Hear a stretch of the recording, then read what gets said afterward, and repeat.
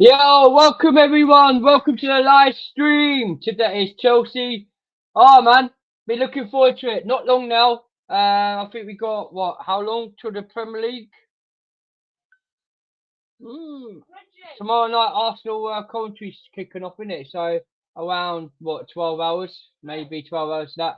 But everyone, man, before you anything, just make sure you smash the like and subscribe to the channel. I have new faces, and I've got one popular person who's always one of my panelists as well. You'll probably know, and also one of my guys here from America, man. He hasn't been on my show for time. It's actually nice to have him on. And big ups to Daniel Knight in the chat. I can see you chats there. But man, the Premier League's back, guys. We missed it. We missed the Premier League. Big ups to CFC in the building as well. We missed the Premier League. Watching the boring World Cup, man, and then the hot weather's been crazy. But now the Premier League's back. Who's going to win the Premier League this season? I hope we do, as Chelsea fans. But I'm going to have people up, and then I'm going to introduce them one by one, and they're going to let them know who they are. And basically, yeah, so what we do, we start off. Lucif, man, my bowl. It's up, Lucif. Big up to you, my brother. Up the Chelsea. Big up to you, Dan. Up the Chelsea. How are you? I'm all good, pal, man. Well, we met up on Saturday with my boy, sister, dad, and we got on a train together, and we went to the game together. And yeah, we did. Day. Great day all the way around, isn't it? Great day all around. But big ups to you, man. I hope you're all right. Up the Chelsea. Oh, trust me. I'm definitely all right after I met the coldest player on earth Tuesday night. Let me just say that. Hey, where was that? You should have told me you was going. I would have came with you. That Coca-Cola place, isn't it? It was invite only. Doobs got invited, and then he said, "Oh, he invited me because he had a +1." So he was like, "Oh, should I be the +1?" And I was like, "Yeah, why not?" You saw the boy Cole Palmer, man. Cole Palmer.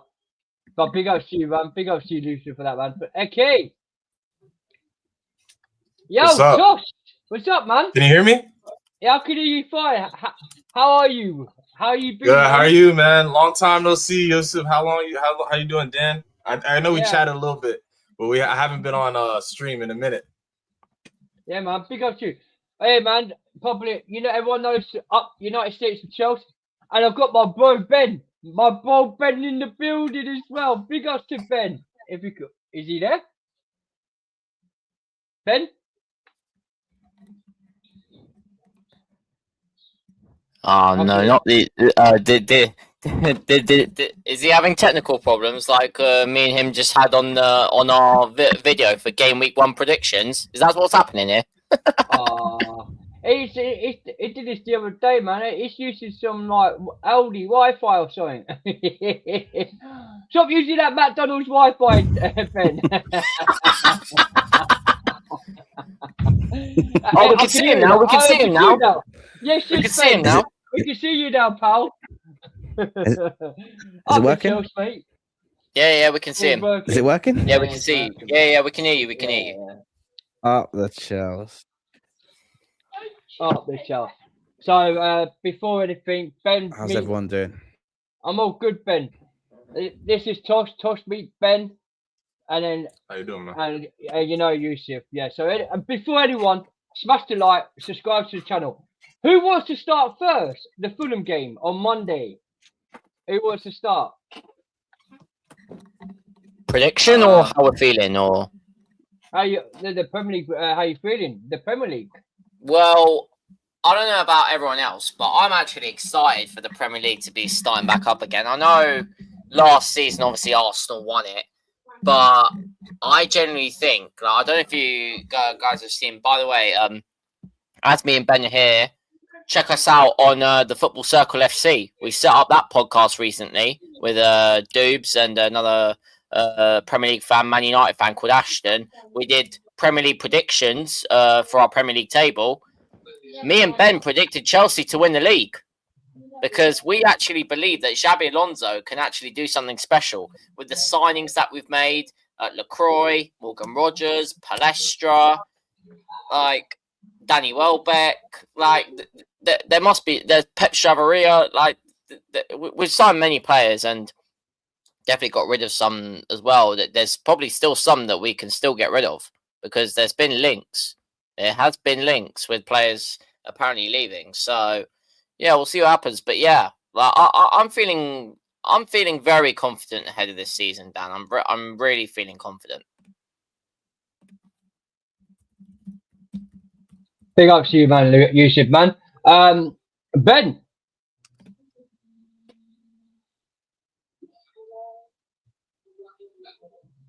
Yo, Ben. Yeah, give him a bit. He's still lagging. It's that McDonald's Wi-Fi, I'm telling you. It's usually McDonald's Wi-Fi, isn't he? I think it's this 4K camera. That's what it is. Yeah, 4K. All right, let's go to Tosh. Tosh, big up to you, my boy. It's been a long time, man. It's been a long time. Yeah. I'm gonna get you more often, I'm here. mate. I'm gonna get you. I'm here. Yeah. Oh, you're here. You're there. Yeah. Okay. The Premier League, Ben. Are you excited for the Premier League to start? It's a little choppy. Yeah. Anyway, go on. Before he sorts out his technical problem, Tosh, Premier League, man. Am I looking forward to it? Is he there? Yeah, it's delayed. He has a heavy delay. He might have to reset the whole thing. It's so delayed. Yeah. Ben, if you can hear me, reset it. Join back again. You're delayed. You're proper freezing, brother. Yeah, it's froze. Let me rejoin. Yeah, there we go. Yeah. Yeah, bless him, man. Bless him. He's always having them technical problems. Yeah, go on, Tosh. Anyway, yeah, man. Big ups to Tosh. Anyway, yeah. So Premier League starts this weekend, but Chelsea don't kick off till Monday. Are you excited? Yeah, I'm excited. I think this season we need to finish top 3 minimum. If we finish outside of the top 3, we need to bring some type of like silverware. But I don't think we should go below top 5, maybe FA Cup, maybe Carabao Cup. That's what I'm expecting. Also, against Fulham, I think we're playing at Fulham, right? Yeah, we're playing at Craven Cottage, yeah. Craven Cottage, yeah. So I think a 2-1 would be 2-1, 2-0 would be good for me. Preferably as long as we could keep clean sheets, because I think that was like the toughest thing for our team last season was we couldn't keep a clean sheet. Like it seemed like we could win 3-0. We could be up 3 goals. We're gonna concede. 2 goals. We're gonna concede. So I want to see how defensively how we're gonna line up. Like, are you guys interested to see Reece James in a back 3? Possibly, yeah. Unless he played midfield, Tosh. Yeah, I don't know if he plays midfield if Enzo stays. That's the only thing. Like the whole Enzo thing, I think might hold us back a little bit because there's some uncertainty. Maybe we could bring in another midfielder, but I don't know who would be the replacement. Yeah, okay. Flipping out, yeah, Curl talks. Sorry, Curl. I forgot to send you the link. I'm bad, but big ups to Curl. Big ups to everyone in the chat. Ben's having a bit of technical problems for a minute, but let me quickly read the chat. Big ups to Easy Money as well.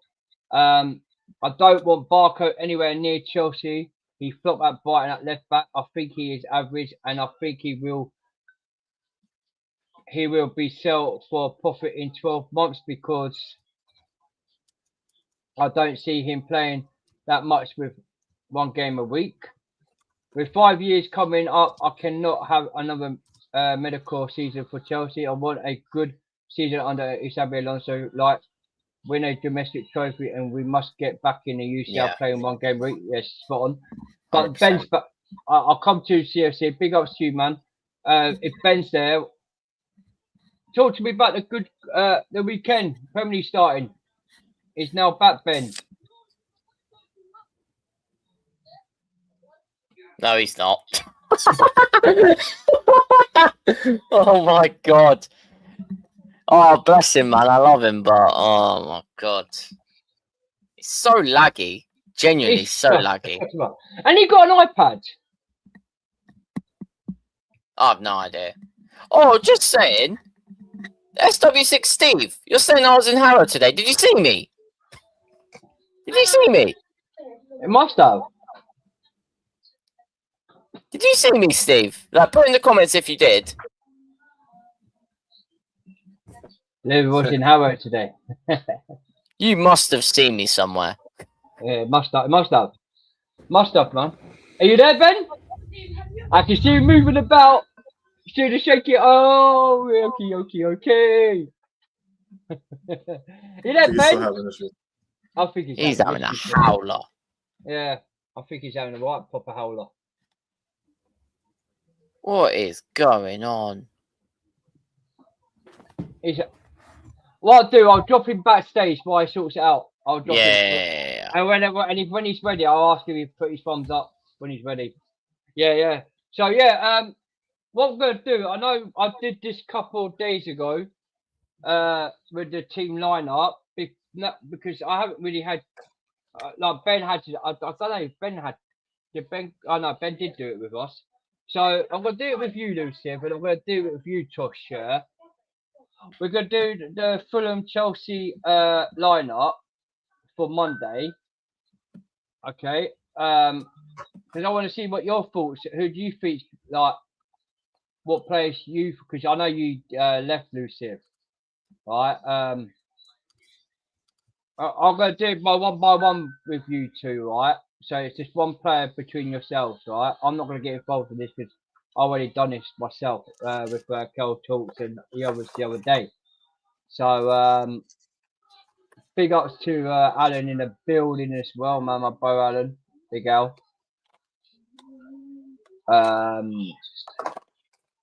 It'd be the 4-3, yeah, this one. Right, I'll quickly set this up.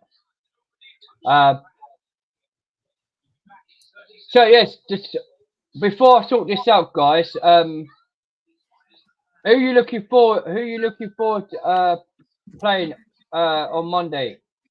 Who's been your best signing so far? Rogers has to be. Between him and LaCroix, I reckon. Between those two. I have my gripes with LaCroix. I don't think he's as good as a ball winner as people give him credit for. Because what did they won was it FA Cup or the Carabao with Crystal Palace? Or was it? Yeah. At the time was Mark Gahey was still there. I think Mark Gahey covered up a lot of like his like things that he wasn't as good as. Like I think ball winning, things of that nature. I think LaCroix is very good at tracking players down and recovering. But I'm interested to see how he's gonna take on like pure ball winning. Like I don't know about Reece either if he's a pure ball winner. Levi coming back from injury. It's gonna be interesting, man. I just hope we don't leak goals. That's my biggest fear. Yeah, 100%. Yeah, 100%. But yeah, I'm excited for Fulham. Like genuinely, I don't know if you've seen. I don't know if Measy has told you, Tosh. But but me and him are in discussions. Yeah? Like I might be meeting up with him. Oh yeah, he's in London. So hit him up. Yeah. I think he's there for a wedding or something. Yeah. He's here for a wedding, so yeah, might have to go to a pub with him and watch the game, and then go down to the ground and do some interviews. You know. Yeah, you guys should. You guys should definitely do it, man. I'll be waiting. I might be there sometime this season too. It just depends on how the season goes. Oh, yeah. Is it Measy in London? Yeah, he's in London. He never told me that. To be fair, he was asking Dan if you were gonna come as well, but I was like, nah, you're back where you are now. Yeah. It'll be way too far. It'll be way too far for me to come back down again. Well, Ben's back. All right. So please tell me his issues are fine now. I hope so. Okay. So I know Ben already done this with me the other day. So I'm gonna ask you guys one by one, you and Lucy, who wants to start first as a goalkeeper. Is it working? Yeah, I can hear you. We can hear you now. All right. So what we saying now? Who do we think will be in goal?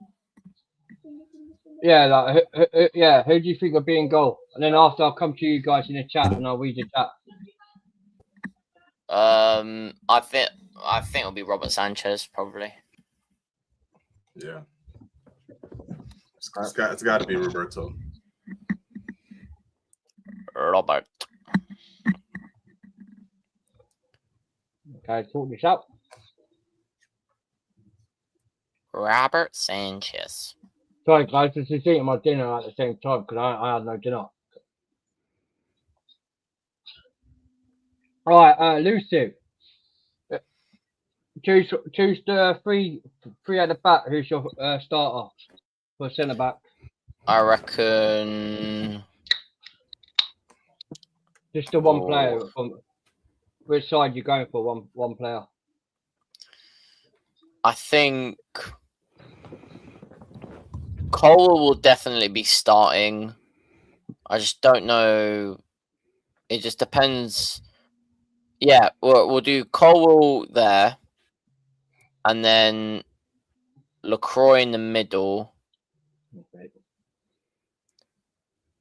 and then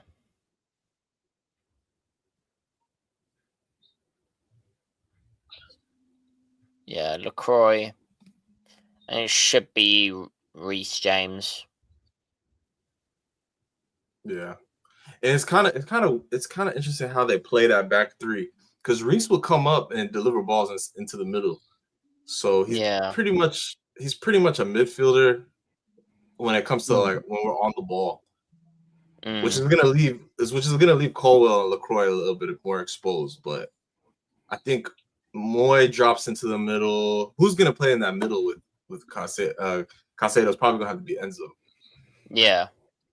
And I think this formation helps. I think this formation helps Enzo a little bit. He doesn't have to be too defensive minded. He can box crash if Rodgers or Palmer decide to go out wide. I don't know. I honestly don't know what to expect with this formation, to be fair. Okay, who's your midfielder? Moy, Enzo. I'm gonna put Moy, Enzo to start the season.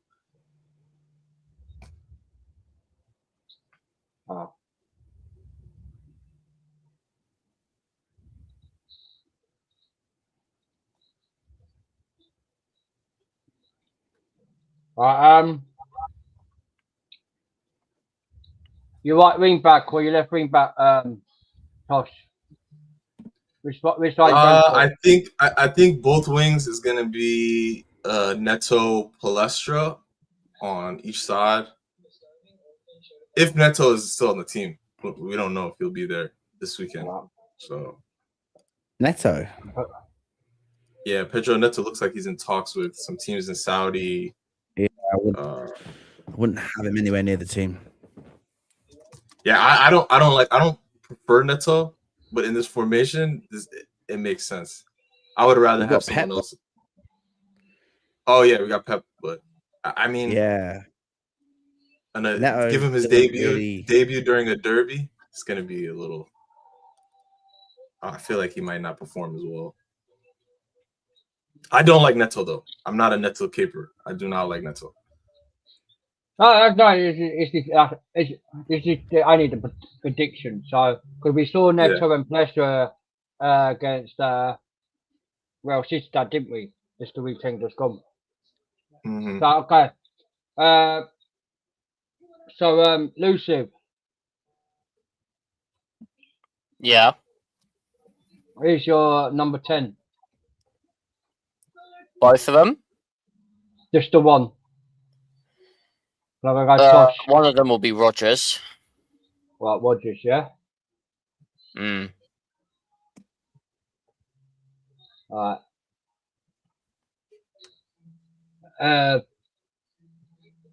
So what do you reckon Cole Palmer and Rodgers gonna be together, Tosh, or do you think Estevao start? I think it's gonna be Rodgers, Palmer, and then João. The good thing about João is he can move into that 10 position. So if Cole or Rodgers need some rotation, they can move him a little deeper into the midfield, which I think he's comfortable with. And then you can bring on Nico. The thing about Nico is is he gonna stay? Because it looks like they like Omega No, it's They getting like, sold, isn't it? Aston Villa are really interested on Napoli.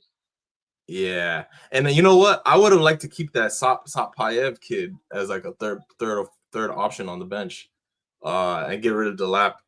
That would have been good for me, at least for his development. He might not play too much, but at least he gets to play with first team in the Prem. Okay. So guys in the chat, I will put a poll up, but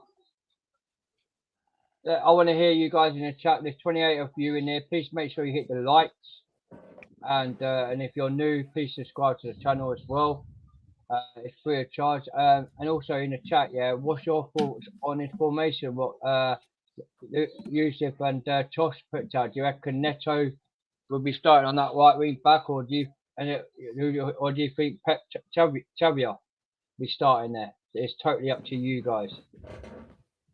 Do you guys like Pep Xabi? Do you guys like what you see from him? I think he's good, Tosh.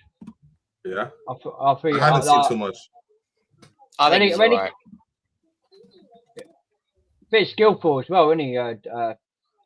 Bit skillful. See what he can do. See if he starts. Yeah. Right, so I've saved that, guys. Okay, I've saved that. He will probably start. To be fair. Your predictions for that lineup on Monday, Yusuf, it did play. What would it be the score of Chelsea Fulham?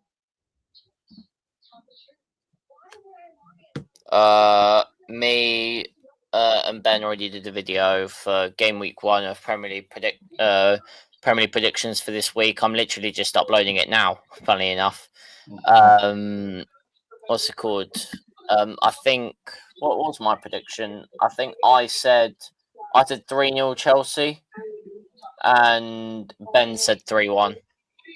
Yeah, he said 3-1 on mine the other day. Tosh?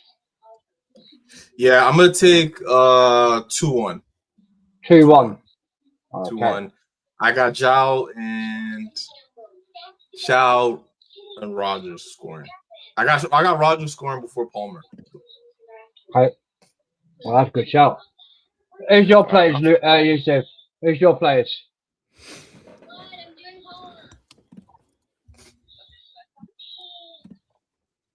To score. What, to score? Yeah, for Fulham.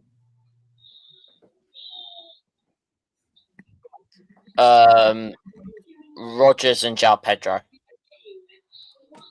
Okay, and Ben? That's what I forgot to ask you the other day. Who's your 3 goal scorers to score for Chelsea on Monday? I think João Pedro 2 and Cole Palmer 1. Yeah, that's what I went for. João Pedro 2, Cole Palmer 1. Yeah, it's like that. I can't deal with Pedro Neto in the team. I'm sorry. Been let down by his misery enough last season in Munich. £1,500 later within 36 hours, and getting sent off against Arsenal. I don't want him in a Chelsea shirt again, ever again.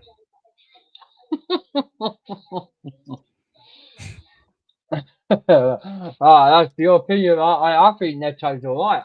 He's got a bit of experience, but I think we need more goalkeeper. I don't want to ever see Sanchez in goals, but we ain't going to get a new goalkeeper. So we have to stick with it when we have to really stick with Sanchez and Pendes. I think Pendes will play the cup matches, and we'll have Sanchez playing as the Premier League goalkeeper for the thing. But anyway, we'll move on from the preview. So you guys heard the news, yeah? The Chelsea official players have now changed numbers. Yeah.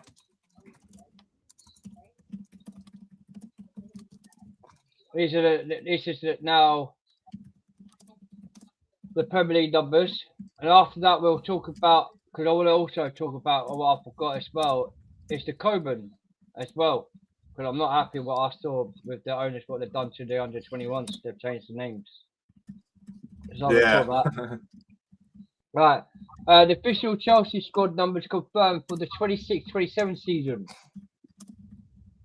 So you got Roberto Sanchez number 1, Marco Plestra number 2, Wesley 3, Valentin Barco 4. I don't see any chance he'd be playing any games. I think he's still going out on loan. Maxim Lacroix number 5. Then you got Leroy Cole 6, Neto 7, Enzo 8, João Pedro from number 20 to number 9 now. Before we go further, I will ask you guys. Right. People are worried of Chelsea giving João Pedro the number 9 because of the curse. Do you think that curse in the club now is totally gone? Because we know that João Pedro ain't really a number 9 striker. He's more like a false 9 attacker. Do you think he'll still get the goals like 25 to like around 20 to 25 goals this season wearing that number 9 shirt? Or do you think it'll curse him wearing that number 9 shirt? It might score less goals. I think he's gonna get over or close to 20 goal contributions. I don't know if he goes over. Guarantee if he goes over 20 goal contributions, only because we're not playing in any European competitions. So I think that's gonna drive his numbers not as high. I can see him not playing the Carabao Cup those first few rounds until maybe like the semifinals, and same goes for the FA Cup because we need to save him. And then we'll have to see who's the backup. But I think the number 9 curse is a bit overrated.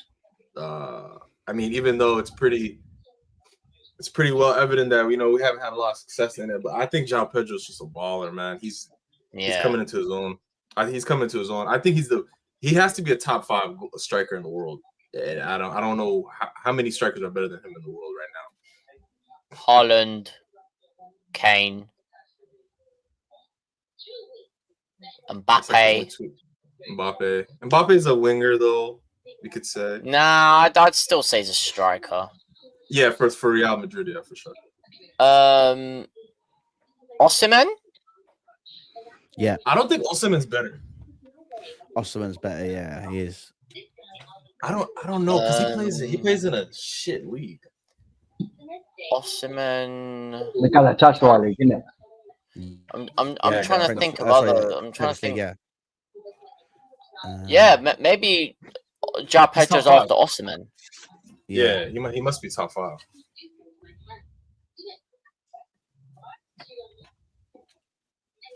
Who's okay? Besides Haaland, who's the best? I didn't see that.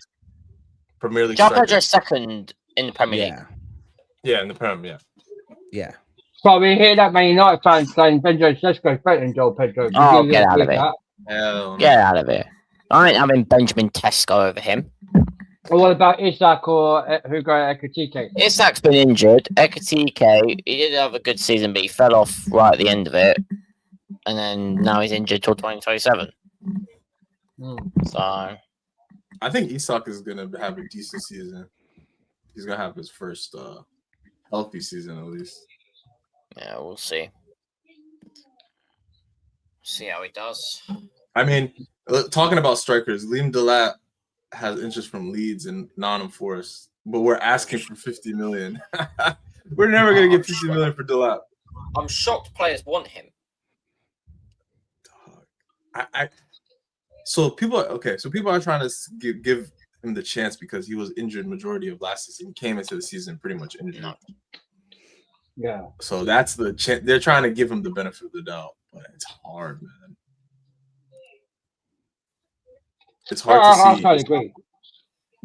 Yeah. I think personally, I would want to keep Nico. What do you guys think? Keep Nico, sell him. Nicholas Jackson, I'll get rid of him. Would you rather have Nico or Omega backing up João Pedro? I don't know about Omega, to be fair. I'll be honest right now. Omega we don't know much about. But the thing is, we've got Danny Welbeck though. That's the thing. So maybe Omega makes more sense to keep because Jackson ain't gonna stay being third choice. So the thing is, like, the thing is with Jackson. Before we got Welbeck, I'd have said keep him. But now I'm saying if we get the money for him, get him gone. So that's my opinion on Jackson. Yeah, I think we get a fair amount for him. I mean, if we're asking for 50 for Delap, we should get 75 for Nico. Yeah, around that. At least. What about Gusto? Would you keep Gusto for this season to be a backup for Plescar? Or would you sell him? Thing is, with Gusto, again, he'd be on the sell list, but would we, like, are we going to get the amount of money we're asking? Of course not. Do you really think clubs are going to be stupid enough to pay 75 million for Malo Gusto? Yeah. No. It's not happening. So, yeah, you can dream about that. He signed a new deal, didn't he? Who, Gusto? Yeah. I actually don't know. Sure. Yeah, I'm not sure. I'm not sure. I don't think he did. I know he's still got another 2-3 years on his contract, isn't he?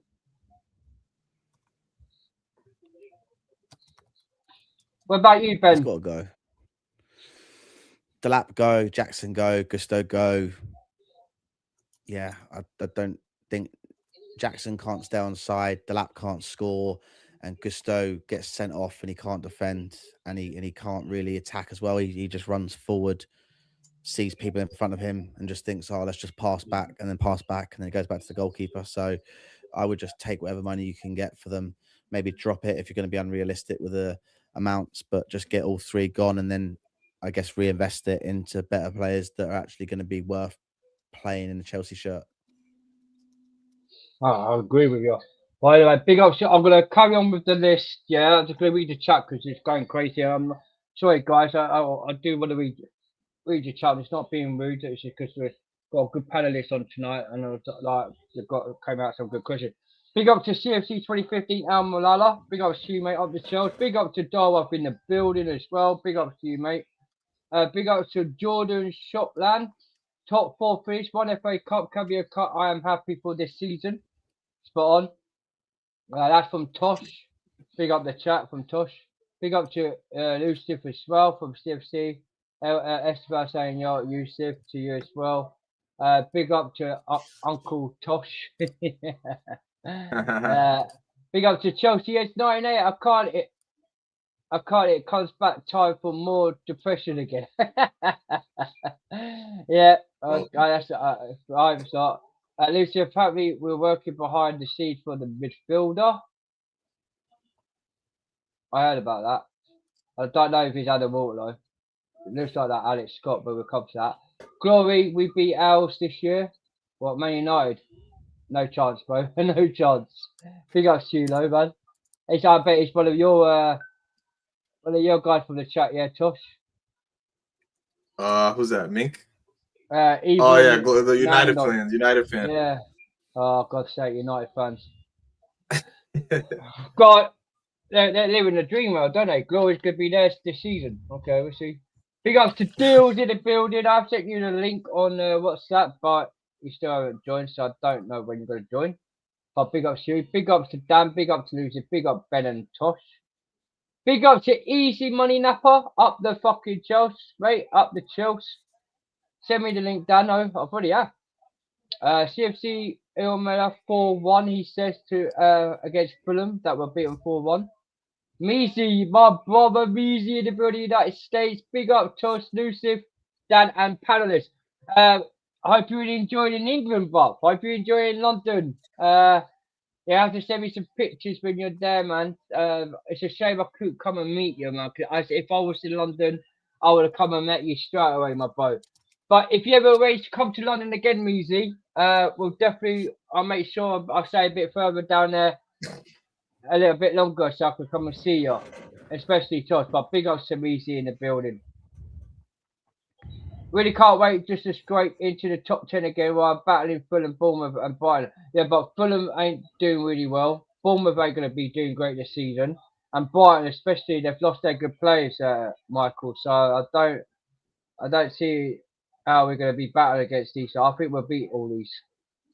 Big ups to everyone up the Chelsea. Let's get on with it. Yep. Big ups to Chelsea King in the building. See you this weekend, Luciv. Yeah, he'll see you weekend. Come on, you Blues. Yeah, come on, you Blues. Must British Bird from Minx on Ice. Big ups to you, my bro. Blue Co in. Nah, Blue Co out, mate. Blue Co out. Can't wait for Monday. Go to Chelsea game. I go to all games every year. I am from Ireland. Up the Chelsea. Big ups to Daryl Gamer. Big ups to you, my bro. You're from Ireland, man. Bet it's a long journey for you. What part of Ireland you from, Daryl? But big ups to you, bro. Well bet 5-10 year this season. I think you'll get more. Spot on. This is the Football Circles YouTube channel. Make sure you go like and subscribe to it as well. Big ups to Chels. Don't worry, Dills. I was invited to come on tonight and did get the link with emoji. And sorry, Carl. I totally forgot, mate. I literally forgot. I'm so sorry, mate. I think if we keep Enzo, we can challenge Arsenal. Also, Fulham 1, Chelsea 3. Oi, someone from SW16. Please ask them for the take tossing. Yeah, I hope they do. Where's DJ South? He's away on holiday for a minute. He's away on holiday. He'll be back. Like my mate, my mate Big Al. He'll be back as well.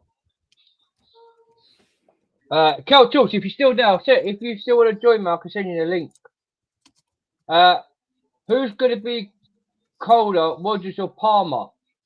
That's for you guys. One of you guys in the chat, panelists. Who do you reckon is going to be more colder? Rodgers or Palmer? Yeah. I think Palmer is going to be actually healthy for the first time in a whole season. I'm glad he didn't go to the World Cup, so I'm gonna take Palmer. Yeah. You agree as well, Lucy? Ben?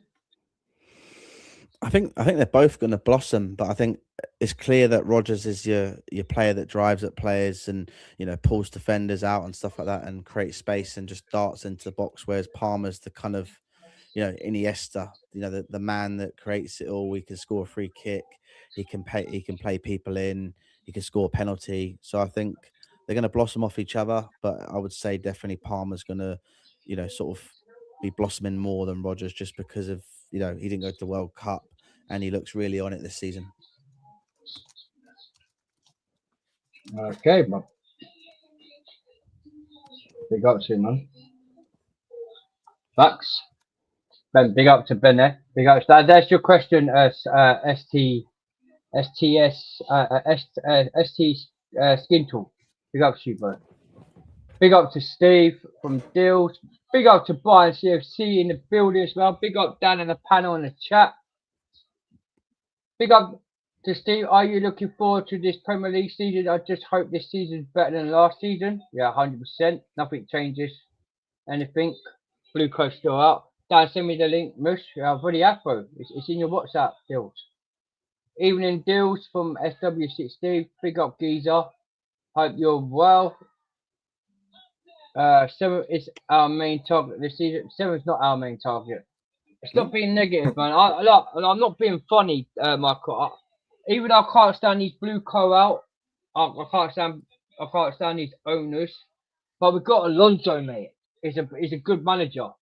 He ain't worse than Leon Rossnine. He ain't worse than bloody Frankenstein, the Back to the Future McFly, who had as a comedy manager. Is he a Chelsea fan or an Arsenal fan? He's a Chelsea fan. Oh. There's a lot of Chelsea fans that are doing this weird thing where they hate Blue Coast so much that they're rooting against Chelsea as a whole, and now they're coming off as like Arsenal fans. It's kind of weird. Like, I get it, you don't like Blue Coat, but don't pray on the downfall of your childhood club. That's kind of crazy.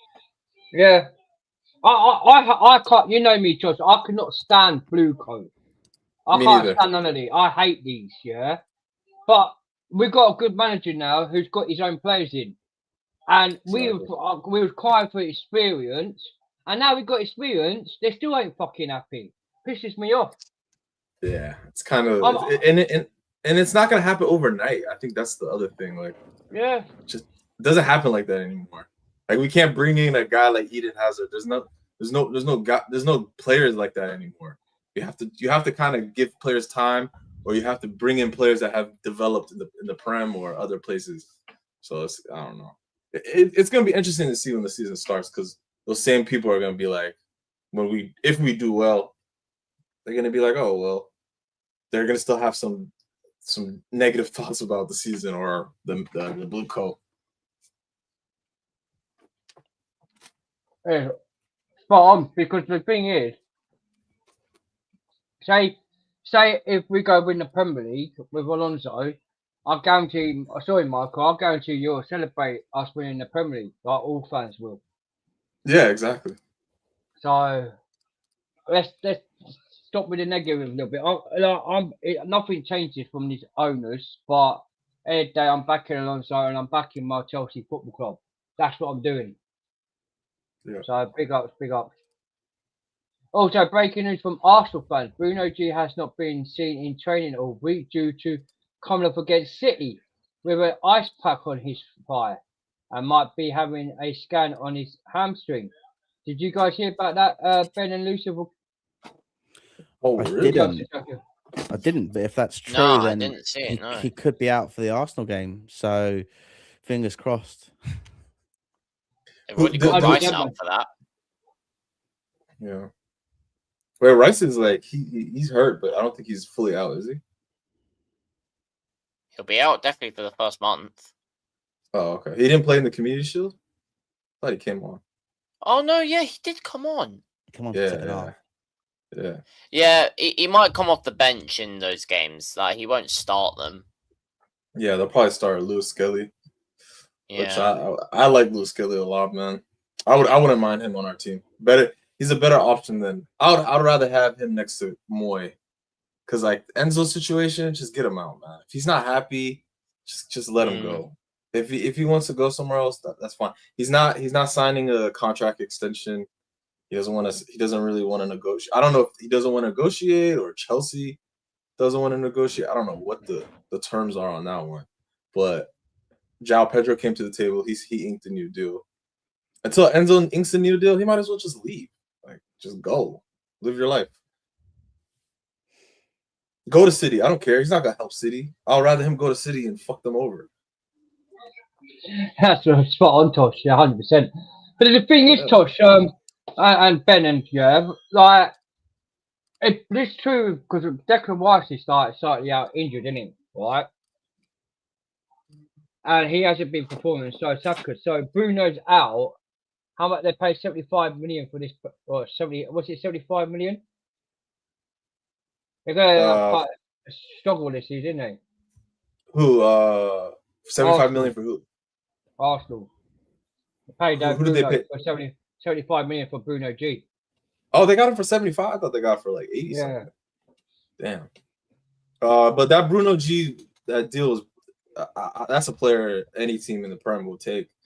If he's not healthy, if Rice is not healthy, they're gonna have to rely on Lewis Skelly and Zubamendi. Zubamendi's pretty solid. I don't know if Lewis Skelly's gonna. I don't know if he's gonna give you a full 40 games repertoire. I don't know if he has that. He's pretty young. But that Lewis Skelly's a Coburn boy anyway from Chelsea. Yeah, he's a Coburn boy. Shit. Yeah.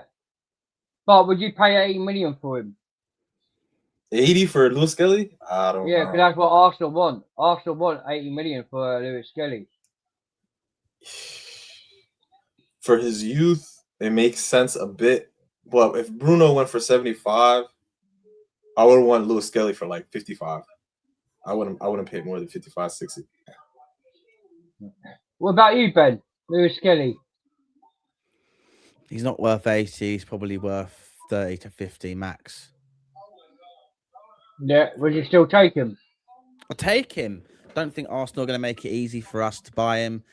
Ultimately, Hato and Pep is enough. You know, because we've got that Aaron and Semenyo as well. So if he stays as well, I mean, we've got a lot of bodies in that side of the team, but I just think that buying Skelly right now is not what we need. We've spent a lot already. I think people need to give the owners a chance now that they've got Xabi Alonso in and they've spent a lot of money. I think people can, be dissatisfied with how it's been, but they've spent a lot of money and they've got in, one of the best managers at the minute on the market. So I think people need to give them a chance and see how we do this season.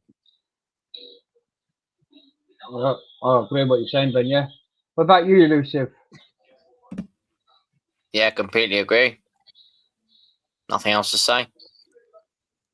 Nothing else. Okay. Well, big up to you, Mum. Big up to SW6. Steve. Elusive I was in Harrow today. Big up to Steve. Glory, glory. He's singing. Glory, glory. Shit. Yeah. United. Glory, glory. Shit. United. Yeah. Okay.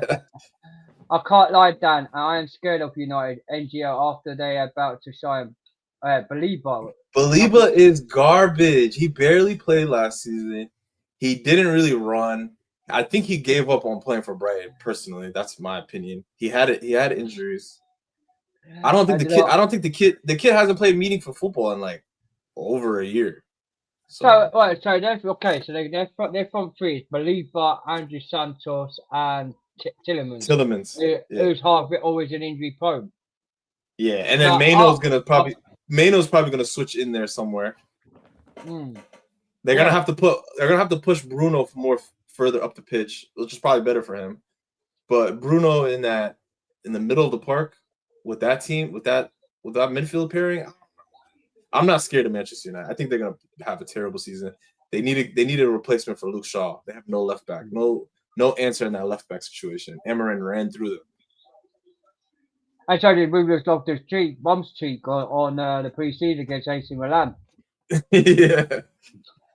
I thought he was gonna square that goal. I thought he was gonna square that one across for a little sweaty goal, a little assist. He bagged it on them. Yeah, he did. He scored a wonder, didn't he? Yeah, it was beautiful. It was beautiful, yeah. Yeah, I think big ups to Estefel anyway. Shout out Emery as well. I just think Estefel's been I think he's being sarcastic on this one. Just having try to take the piss out of United fans. I was in Harrow. You rally did not see you. I was on the train to Wellstowe from Euston. From Lucy. Big up to Chelsea Keenan as well. I will say to defend Barco, he was playing out of the position at left back, but at Strasbourg, he plays in midfield and was on fire, making break line passes and can hold the ball well. So I bet he will shock people. The thing is with me, Chelsea King, I just think Barco is not going to ever be a Chelsea player. I can't rate him, and so like you could tell by Kel Talks this thing. Barco is amazing. Barco is the best. Barco will wall. He spins his opponents, dizzy bang in hat-tricks every game and leave all women buffering at the gash. Grubby little ginger prick. God sake, Kel. Oh, Kel, man. Big up to you, Kel. I need a only bumper for Chelsea's news. Yeah. Yo, Chelsea fan. Big up to Adam in the building. Look like Adam Walter is staying at Crystal Palace. Yeah, he's staying at Crystal Palace, mate. You think so? I think City might get him though. What, City's desperate. This is what I was saying, Tosh, right? Dills reckons to me, Dills, yeah, my boy Dills, big up Dills. He reckons it's mind games because you know full well Crystal Palace. There must have been a little thing about Chelsea in the back of Adam Walton about that we really want that player. And Enzo Fernandez, I'm getting bored of it, but he reckons Enzo Fernandez could be part of the deal of Man City. So we'll get Adam Walton and they'll get Enzo Fernandez to Man City. But I heard a lot of stories today on Sky Sports, BT Sports, BBC Sports Radio, all the sports channels on transfer share that Crystal Palace are willing not to sell Adam Walton this season. So I don't know what to believe what Dill said, but I think it's all mind games. I think it depends on that Enzo deal because we're looking for 120. I think Chelsea take 115 to 110, but I don't know if I don't know if City has offered more than like 105. I think that's the highest they've offered so far. Right, it was at 102 or something, right? Yeah, but then Tosh, they had a chance to pay the 120 on the Friday for deadline day at 5 p.m. Yeah, but now it's gone up to 150 to 180. But the situation, they're just. I don't see Man City are going to be spending over 300 million on 3 midfielders. Because also they're getting that Morocco young kid, but Boadi, yeah. But that would be stupid for them to go for Boadi because they really want him. They really want him. They want him. They need some experience in that midfield. Like Elliot Anderson's experience, but like you're trying to replace Rodri, which is going to be almost impossible. You bring in like a 20-year-old. I feel like teams will just run through that midfield.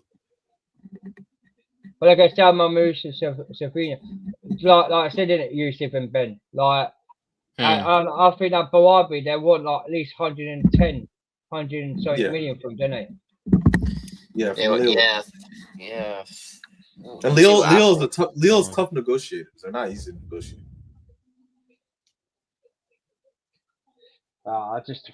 What's your thoughts, Yusuf, on it? It's mad. Like they're trying to get rid of Savinho and Marmoush to Tottenham. Yeah, and they'll probably get close to like maybe like over between 100 and 150 million. You never know. Like that's what Ben Jacobs quoted, I remember. But we'll see what happens if they even come back for Enzo.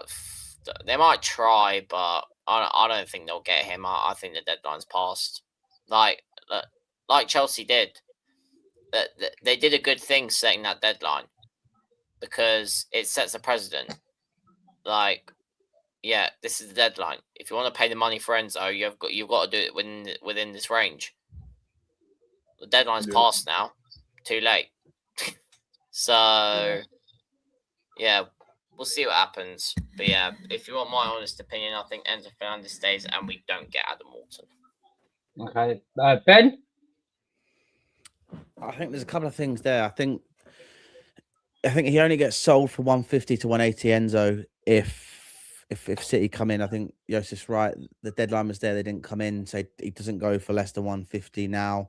But they're either going to get Enzo, Wharton, and then that guy. Is he from Leo? Lille, Lille. They're going to get 2 because they've lost 3. They might even get another cheap one. But they're going to have to. They've lost like 3 midfielders, City, so they're going to have to strengthen in that sense. If not, that people just run past them. And I think on the Valentino Barker, I've been saying this to Joseph now for weeks. He's going to be a wonder kid with him and Hato and Pep and the versatility that Valentino Barker plays, and he can be a left back. He can do left wing. He can also act in that 3 at the back scenario and stuff like that. I think he's going to be really, really good. So I think people need to keep their eyes peeled. And I know he may have not kicked it off at Brighton, but Brighton's an average team. He's now joining the world champions who have won everything, and he's also joining probably one of the best teams in the Premier League now. So clip it. He's going to be a really good player for Chelsea. Ben, I have a question for you. What do you think about Barco in a double pivot with Moy? I've seen complications. Do I think he'd be better than Enzo in that pivot? I'm not really sure. I would like to see it. I don't know when's the right game to do it. I mean, no disrespect to Hull, but that'd probably be the only game that I see coming up that you can really do it in. Because I think Fulham, you've still got to have, your best players. Because as you said before, it's a London derby. So I think potentially he can do it, but he can play 3 positions. Setting aside, could he play next to Moy that potentially could be a 4th? So it's something to look at, in training and maybe to look at on a game, potentially even like Luton as well that's coming up. But he's got real quality. If you look at his complications on YouTube and look at his performances, he's a really, really good player. Yeah, I'm interested to see how that's all I've been hearing, how versatile he is. So hopefully he can bring that he can bring that to us immediately because we're gonna need help in that midfield. I think that's where we lack the most depth, in my opinion. He'll excite you. You've got Asugo, who was unlucky last season. He was injured a lot, but he's got real quality as well this season. He's looked really, really good in every single preseason game I've seen him in. I think Enzo stays right now unless the big offer comes in. I think if Enzo performs this season, they'll have a look at a deal next season and a pay increase. But I think they want to see him perform again this season. And I think if he can do that and kind of lose this, I don't know, it's called like sassy attitude that has probably been there, during some moments of this season, then I think, he'll get the increase and we'll be able to tie him down for longer. But I think we've got a lot of players that can play in a lot of positions. I think just got to get rid of Tosin, Delap, Jackson, Pedro Neto. Jorgensen's gone on loan to Strasbourg, and get rid of Gusto as well. And I think we're in a strong position. But if anyone goes in for Osimhen, then we have to outbid them.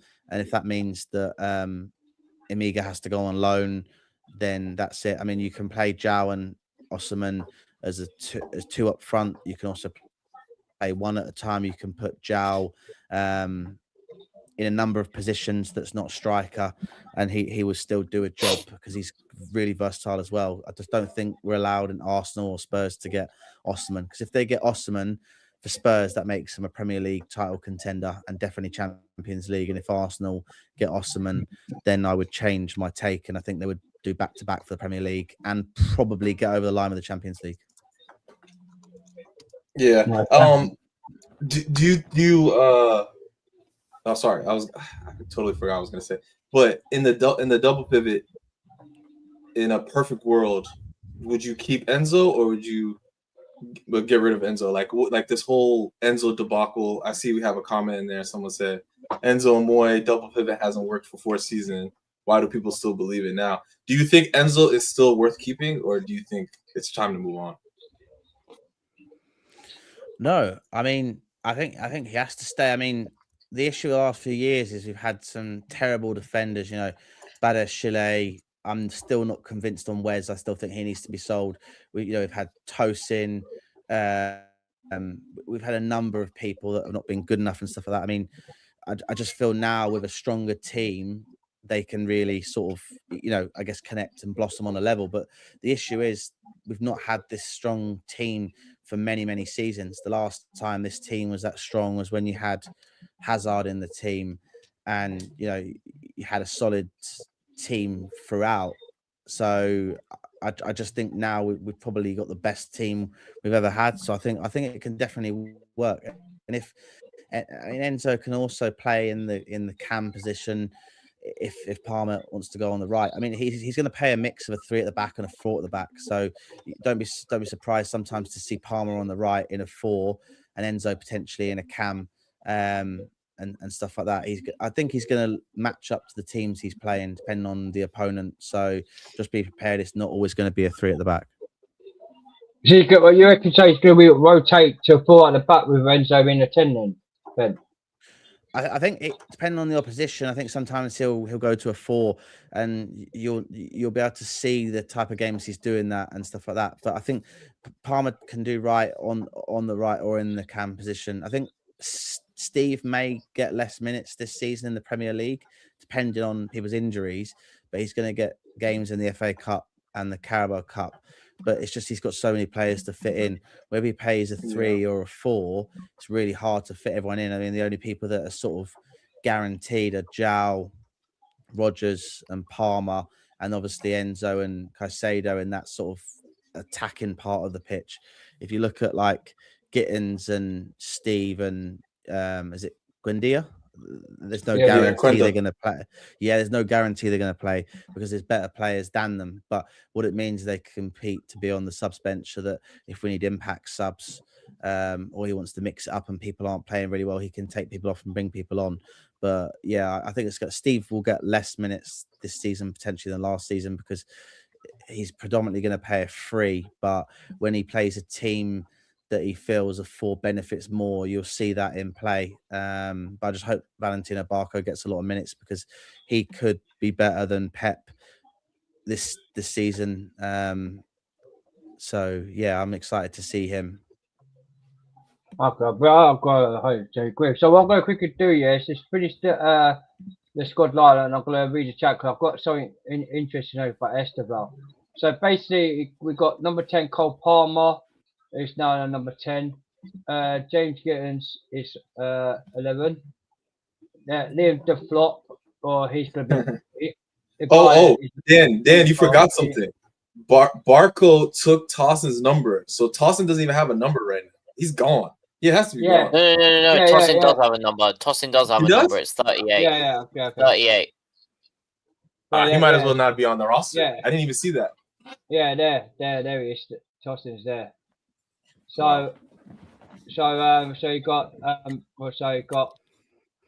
Liam the Flop be gone. Jordan Henderson's number 14. Nico Jackson's number 15. He'll be sold soon. Darius Asugo, number 16. I think he'll be out. He will go out on loan. Yeah. Morgan Rogers is number 17. Danny Robert 18. Madou Sarr, I reckon he'll be sold as well. Number 19. Joe Hato 21. Amiga, like Ben said, if we do go and get Osterman, like we might go out loan. Geovany Quenda 23. Reece James 24. Moses Caicedo still same numbers by Reece James and Moses Caicedo. And Gusto as well. And Gusto still number 27. Teddy Sharman Lowe, number 28. Pet Choria 29. Angelino Menino, number 30. There's been rumours that they're going to send him out on loan to Fenerbahce. I think he'll want out soon.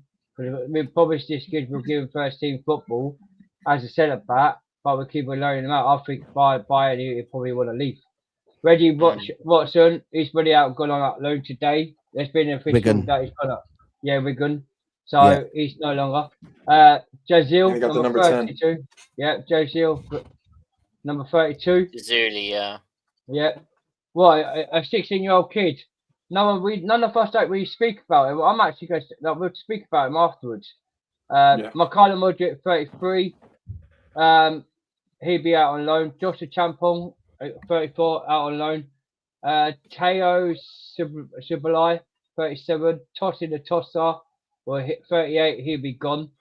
Michael Pendes, second, is number 39. Esteval William, still say was he 41 last season? Yeah. Still same number. Gaga Salino, number 44, and still same number Romeo Lavia. So that's the Chelsea squad for this season has been confirmed for the 26-27. And just before anything, guys, there's 32 of you in here. Make sure you smash the likes up for me, and if it's free of charge, I'm not asking for much, guys. Just make sure you smash the likes. Okay. Right. No. What's going on here?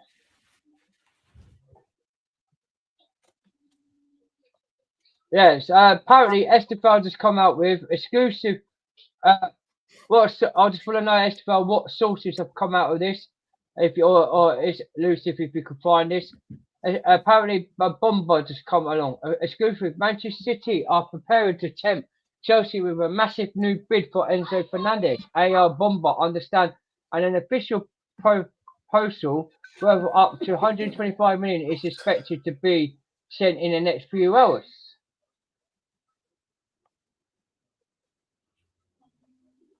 I don't know. I don't know about this one.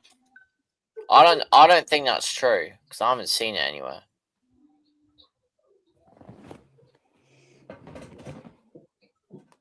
By the way, that Bruno Guimaraes thing is true. He's picked up a hamstring injury. Yeah, and how long is he out for? He's definitely out for tomorrow, but he's gonna have scans soon, so we don't know the severity of it. Okay. I need a non. Okay, I'm ready with that. Look like Adam Morton is staying at Crystal Palace from Daniel Knight. Big ups to Adam. Big up, yeah, ready with them. Steve, are you looking forward to the Premier League season? I just hope it's better last season. Daniel Knight, I'm going to literally sorry guys, I know you put something. I'm going to skip some. Big up, Kel. What is your top 5 prediction for the Champions League next season? I'm staying at family property next to Stamford Bridge at the moment. Big up to USW6. Yeah, I was at my nan's by Stamford Bridge on Saturday. It was nice. I'm a god. No way City bid 125 with emojis. The Fulham game will be fun. My prediction is 3-4-3. Sanchez, James Lacroix, Colwell, Palestra, Enzo, Caicedo, Pep, Rogers, Palmer, and João Pedro. For that's Chelsea key. That's what we went for the other day. Yeah. We did set my mate sent me a photograph as well. Exactly the same lineup, guys, for Fulham. Where you got Sanchez, James Lacroix, Colwell, Xavier, Caicedo, Enzo, Palestra, Cole Palmer, Rogers, and João Pedro for Fulham. Then Penders and then all that little bit. Got a really good squad depth there. So regards to you, Chelsea King. Sanchez can F off and Penders away off ready. Yep. Sanchez Penders not even ready to be number 1. I disagree. Leave Enzo out given the Man City rumours. Esteban, big up. What's the sauce? That's from Chelsea King. Penders from me. Yeah. Esteban, we need the sauce from you, mate. Caicedo and Lavia. I don't like Enzo, but who can we even replace him with? Not with Adam Moore. Maybe Alex Scott if they come in from Bournemouth, but I don't see that happening now. Big up, mate. Don't know my top 5 Champions League position yet, mate.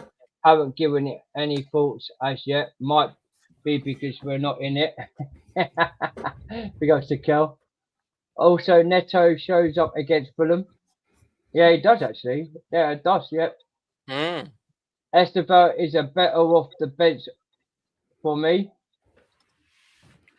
Esteban should start. Yeah, I think Esteban. Big up to Jordan.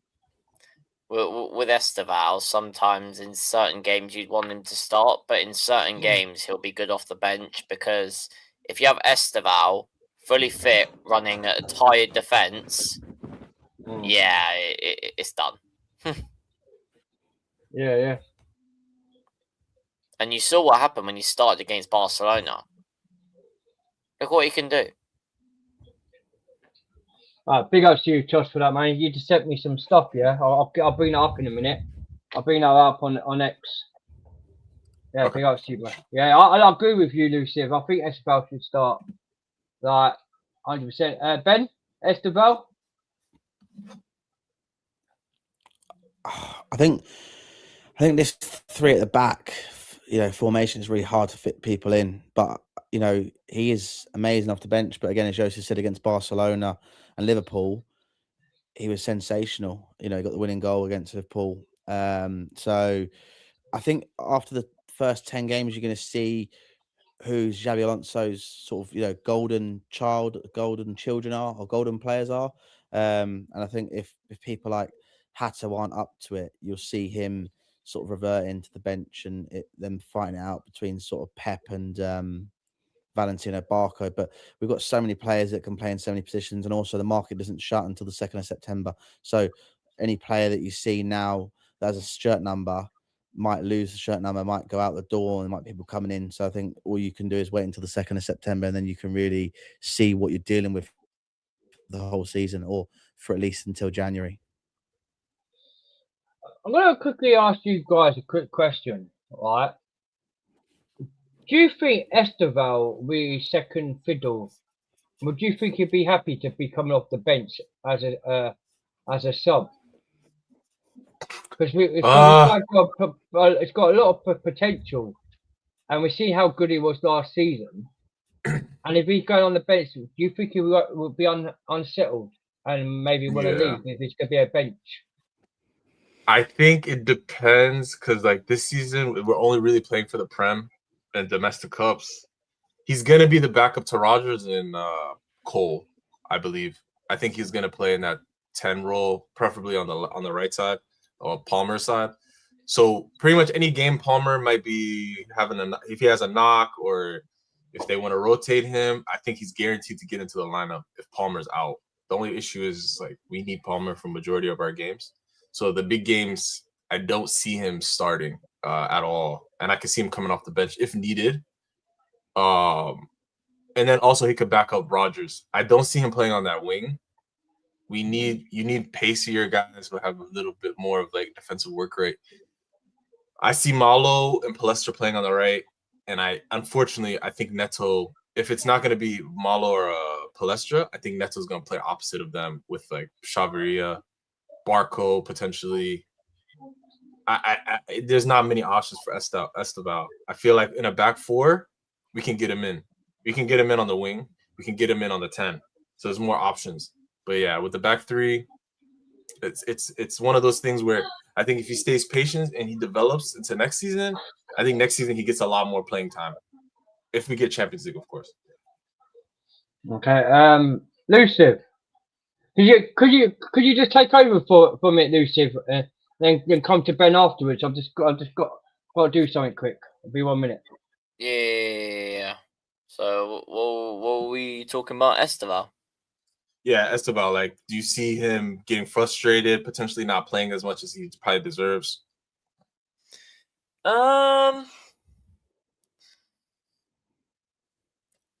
Maybe. I don't know. Like, he's a young player, so he'd obviously want to play, but, like, you have players like Rodgers, Palmer.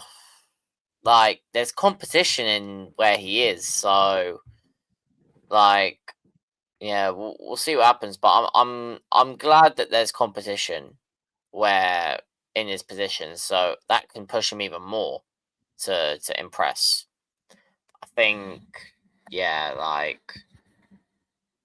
maybe I don't know if Esteval will start that first game, but if he does, he might be the starting right winger for us this season because we're playing one game a week.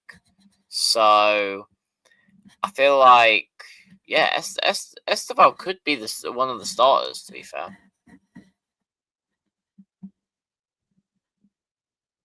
You're on mute. I was on mute. Sorry. You think he could start with Rodgers and Palmer healthy and available? Yeah, I reckon Rodgers will start on the left. Palmer will be in the 10. Mm-hmm. But but this is the issue. Are we playing a 3-back or are we playing a 4-2-3-1? Because if we're playing a 4-2-3-1, then Esteval would be that starting like right winger. But if we're playing a 3-4-3, Esteval's got nowhere near of a chance of starting every week. He'd be the person coming off the bench. Exactly. So, unless they're doing some type of like offsetted wing back situation where you put Esteval on the right wing back and then you put Palestra on the left wing back, but you have to have Palestra essentially playing as like a 4-back. That's the only way it can make sense in that 3-4-3. Yeah, that could be another option. Like that's the beauty of having this. That's the beauty of having a lot of options and being able to play with 2 formations. So you know what's crazy? Yeah. This season, you know who's going to play more than Esteval? That probably doesn't deserve it, but they kind of have no choice. I think Malo is going to play more than Esteval this season. I think he's going to play a lot on that wing. I think he can potentially play in the pivot. I don't like him in the pivot. We had no choice to put him in the pivot when I think Maresca was there. Yeah. At one point, we had him in the pivot, right? So yeah, I feel bad for Esteval, man. I feel bad because this could be really good for his development. He's still young, you know. He's coming off that injury, which I don't think. Now I'm starting to think that grade 4 hamstring wasn't real because grade 4 hamstring is like you basically don't have a hamstring anymore, and he came back almost fully fit. He's looking great.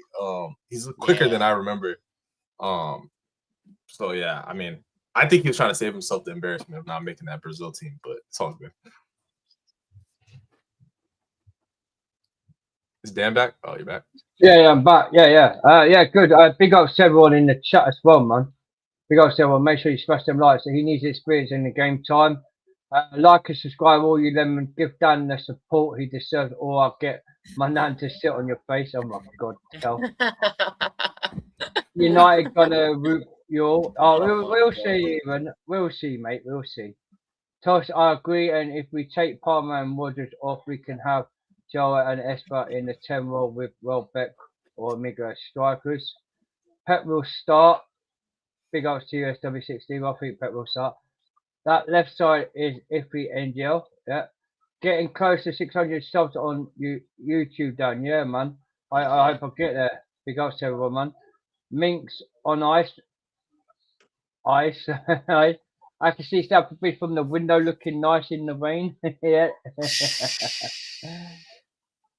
Steve, with 2 weeks until deadline day, do you think Chelsea will sign a new number 1 goalkeeper? 979 saw it on Threads. Okay, 979 saw it on Threads. They need to, but won't unless we get some serious sales. And Martinez for me is the only one likely. Yes, spot on. How good is Pep? How good? Is that Pep Chavaria. Yeah, Pep Chavaria. He's alright. Dan, I've just sent you some things to share on the screen. So these are some formations in a 3 and a 4. If you want to share them, I can talk through the benefits of them. I think Joseph and me have discussed some of them briefly, but 2 of them is a way to fit Esteval into the team, and 2 of them sees him out of the team because of the formation. But can you see from the 4 formations that I've sent you how strong they are equally? Yeah, I'm saving them now, and I'm gonna load them up. Put them on. That's an app I use. Anyone wants to use it? It's called Forza. You can put your players in there for free, and it's always got the pictures and stuff like that. But you can sort of predict the teams for the game to kick off. Okay, so what we'll do quickly, I'm gonna have to skip some of these chaps. Signing a new number 1 goalkeeper is wishful thinking at this point.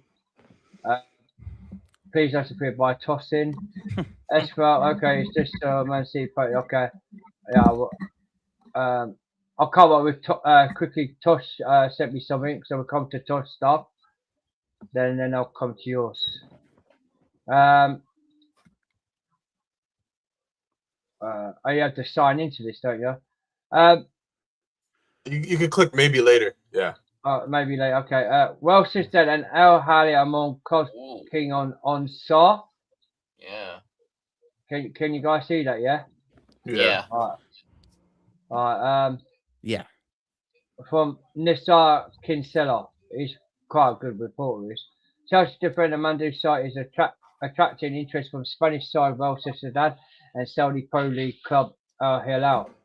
They are among a long list of interested clubs, including teams in the Premier League and several competing in the Europe League or Champions League. Some clubs, such as Sociedad, are considering a loan move, while others are interested in signing a 20-year-old Senegal international on a permanent deal.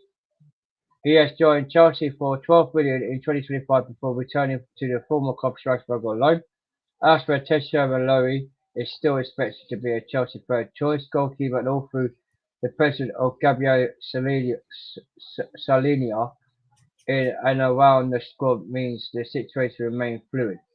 Chelsea remain open to a championship loan move for Cheryl Lowe and are exploring both loan and permanent transfer options for Salonia. Keep Saar, or do you sell him or Keep him? Or keep him? At this point, yeah, because although Balachile's gone, you've still got Tosin and Wes that I would get gone, and they're still here. So Tosin's likely to go, Wes is likely to stay. So, and Wes's legs are gone; he can't run no more. He's had like major surgery on it. So I think keep Saar. If in January he's not getting much minutes and he's not really doing anything, then you always got a chance to loan him for the last 6 months of the season. But I just think.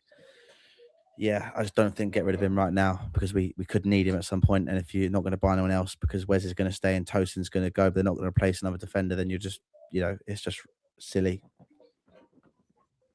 Okay, Lucif. Yeah, completely agree with Ben. Like, yeah, we saw, yeah, probably. I mean, I always thought a loan would be best, to be fair, because like we got him, but then we sent him back out on loan, but then we recalled him back, and then like there was a few games where he played well, but it was more like underwhelming than good. So I feel like maybe I don't know if keeping him would be the best decision. It's just like definitely not sell him, but yeah, maybe a loan for him. Okay, Tosh. I think we screwed up last season by bringing him in from Strasbourg when he was actually having a really good season. We brought him in because Rossini was coming from Strasbourg, thinking it was going to bring some continuity, all that. I feel bad for the kid, but El Hilal looks like they're willing to pay the big bucks. Send him over there, and if they want, we got Pedro Neto for 90 million. Anybody can have Pedro Neto for 90 million. That's my like any way to get Pedro Neto off the team. That means packaging with Sar for 100 million. Take him. I agree. I agree. People don't like Neto. I ain't argue with that. I think with Neto, I just thinking it's experience, and I think he'll do good with Alonso if we get the likes of Modric, and I think he probably would help like the Quenda and Gittins to perform. But he's a right winger. But like if they come in for 90 million on Neto, I'll sell him. And Arsenal might still get him as well. Okay, another one from we saw Aston Villa have interest in tossing at Chelsea Football Club as one of their potential replacement options for Ezri Konsa, who looks at Arsenal Football Club on more on Sky Sports News and SkySports.com. Do you reckon it's a rumour, or do you actually think they'll get tossing? I think they only bring in Tossin if they bring in another center back. There's no way they're just bringing in just Tossin to replace Ezri Konsa. But Tossin's, we'll take anything for Tossin, man. 5 million is good enough for me. Like 2 million to be fair, because I think he was a free transfer as well. Ben? I think he has to go regardless, but yeah, as Tosh said, just get him gone. I don't really care how he goes, where he goes, what the money is. Just every time he plays, we concede goals. We're shaky. Defense is nervous. We leak goals like the Titanic leaked water. I'll call him tossing the tosser. Tossing the tosser. What about you, Lucius? This is in memory of Claude. It's time to go. Goodbye, Tosin. The worst free transfer that we've ever done. Yeah. Here. And agreement reached between Chelsea and Crystal Palace for Excel Desassi on a straight loan. Now talks with the player's side. Palace, come on. We literally paid you 52 million for LaCroix, or 56. For I can't remember how much it was. Like 51 million. Just pay 10 million, bro. Just pay 10 million, and we'll accept it at this point. Genuinely, even 10 million we'll accept. He's not even worth £10.50, but I don't care. The thing with me, quickly, I'll get you Ben afterwards and Tosha. With me with Desassi, disaster, I'll call him disaster. We got him in because the Monaco pair of toss. What Steve has just said in the chat. What Steve has just said in the chat just now. Yeah. I'm not going to say it, but flipping hell, he's completely right. Tossing ain't where they wank. Let him go for free. Yeah. Big up to Jesse Football TV in the building. Tossing is so shit. He is so shit. Big ups to you, man. Big ups to you, my brother. I didn't see you in the chat there, man. But big ups to you, man. And then Cal talks as well, man. Yeah, I'll go away, guys. So we'll be coming to the chat and read you guys in a minute. I have it saved. No, yeah, just with me, like, I think with Tossing, yeah, get rid of him no matter what. Get rid of the Deadwood. Get rid of Badashili. No, we have done with Napoli. They're going to do a bar auction. But the Sassy, how many times are we going to loan this player and no fuckers want to buy him? Sorry, my friends, because we've loaned him to West Ham. They didn't want him. Well, they did want him, but then they didn't bother coming back for him. We loaned him to Crystal Palace like the first time. And then did we not loan him out to a European league? We loaned him out to Villa. Oh, yeah. We loaned him out to Villa, yeah? Didn't want him. And now Palace wants to have him on loan. I don't care. Just buy, like you said, yeah, just pay the 10 million or pay 15 million for this player and get over it. Just get rid of him. Because the amount of times we're going to loan him and he comes back next season, we're going to have another same outcast of him going out on loan to another club, and we'll never sell him. But yeah, Ben, your thoughts on Desassi or Deshasa, so I'll call him. Yeah, I think obviously I want it to be a permanent sort of sale, but I can't blame Palace. They're obviously not stupid when it comes to the transfer market. Like, why would anyone in their right mind who's got their brain working buy him, let alone take him on a permanent free as well? Like, he's just like Tosin. So if someone can get Tosin on a permanent and then Diassi on a loan, I guess it gets him off the books for this season. But again, as you said, most likely he'll come back next season and still be on the books, unless someone from Italy is stupid enough to buy him, in which case I'll shake their hand.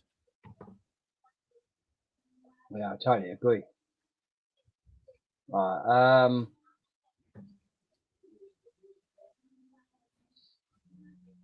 Will I get copyright if I do this? Well, it depends. Are you using Twitter? Instagram. No, Instagram, you're fine. Right. So why is that not showing up on the screen? What are you trying to show? Ben, what is to sent me? Yeah, so there's No, information. you'll be fine. Yeah, it's not a video with the Premier League in it. It's just from Forza, so you should be able to do that on Instagram. It's not showing up on the stream here for some reason. Alright, let's show it again. Does it work this time? Should work. Yeah. Okay. So this is the first one what Ben sent me. Go on, Ben. Yes, this is the first one out of the 4 that I've sent. So this is a 3 at the back, as Tosh mentioned earlier. So this is with Barco instead of Pep, but everything else is kind of the players that we expect to be in there, apart from sort of Barco. So this offers a real sort of, Barco can attack along with Palestra. Reece can save his legs and kind of just sort of drop in. You got Lacar and Colwell at the back. You've got the partnership between Caicedo and Fernandes, and you've got Palmer and Rodgers, on that sort of 3-4-2 setup, and then you've got Joe up the front. So that will work against some teams, but it won't work against every team. So don't be expecting him to use this every game. This is going to be on the basis of who he's playing and how they set up and the types of players that they have. Okay. Are you guessing? Ben, I have a question, or for anybody that want to answer. Of going from 3 to 4 back, do you think against the stronger teams we may switch or stay in the 3 back? Or what do you guys like prediction wise? I know we haven't started the season, but what would you assume? I reckon we stay with the 3 back if we're playing a strong team. We'll still maybe switch it to a 4 mid-game, but I think primarily it'll be a 4 back maybe like against Luton and in the early FA Cup games, and maybe against a team like Hull or Ipswich or something like that. Fair. Yeah, I'm interested to see how he determines whether or not. I literally agree. Like, I think we might see more as a 3-back than a 4-back from now on. Because when we had Conte and Tuchel, did not Tuchel play 3 at the back? Tuchel play 3 at the back. Yeah. And that's what I mean. And so while we see our formation when it comes to Chelsea, we do really work with 3 at the back instead of the 4. I like to see the 4-3-3 formation as well, because I can remember when we played the 4-3-3. We had played the 4-2-3-1 with Jose Mourinho, but that was like more part of the boss defense on Jose Mourinho's tactics. That's how it worked out, and we had the players in that ability that worked. But we ain't got that kind of players that do that. They're more like attacking. So yeah, 3 at the back, Tosh. I think I think we'll see more of this than playing at the 4. Ben, this is the second one, mate. Yeah, this is the second one. So chat, this is the second one. This one, the only difference is Pep instead of Valentino Barco. This would be my team if you're playing someone like Arsenal, where you need strong defenders and experience like Pep and the attacking sense from Palestra. The last one would probably be something you can play against a weaker opponent where you've got Valentino Barco attacking. I mean, he is good at defending, but Pep is ultimately the better sort of defensive player. So this is another sort of lineup, same sort of players, apart from just sort of Pep switching with Valentino Barco. I'd say this is the first team. Yeah. This is my first team of players. This is my starting 11 for this season. Yeah, Yeah. I agree. Yeah. Go on, Tosh. Go ahead, Dan. No, go ahead. Okay. No, I was just going to ask you guys a question because while we come to these last 2 other ones, because I like how you diagonal it. I see where you're coming with different first teams and what kind of changes. Mm-hmm. Say we got another centre back in, like a proper experience, I know we're not going to get Bastoni guys in the chat. It's not going to happen. But say if we get a type like a Bastoni, but experienced and solid, do you think Reece James will still play centre back? No. So where would Reece James play? Or he might be the backup, and he might be the backup centre back, or. Well, what if the centre back goes? I want to play first team. I'm here to play. I want to be first team. I don't want to be second choice. Then Reece would play in the midfield. I mean, who are you going to take out, Enzo or Caicedo at midfield?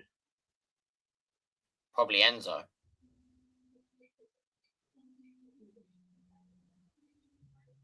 Enzo, yeah. What about you, Ben? Because Reece can't play right wing back. I think he can fit them in. I think if we get someone like a Bastoni, I think the way you work it is Reece can't play every game. So what Alonso can do is he can choose when to manage him, play him, and manage his minutes. So when Reece has played, a few games, mix it up, like perfect example would be against Luton or Hull. And if we was to buy someone tomorrow as a shock surprise, then you've got, games where you can rest Reece and play this, this person that comes in or this player that comes in. But I think that, Reece can't play right back for the whole season because his legs will just go. I think he's better in this formation, so it saves his legs. But if he has to play in midfield at times, that's fine. But I think you're going to see a lot of different formations this season between a 3 and a 4, and you're going to see different players, Pep 1 week, Valentino Barco, and then you're going to see, Lavia if he can stay fit. And you're going to see a mix of stuff because we've got some really good players.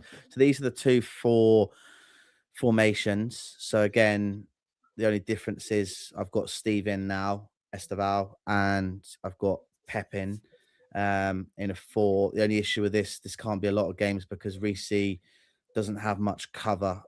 Caicedo's brilliant at winning back the ball and what he does, but sometimes teams will overload and, you're relying on the two centre backs to save his skin. So this could be against weaker teams, if I'm honest with you, teams that aren't sort of in the top 6.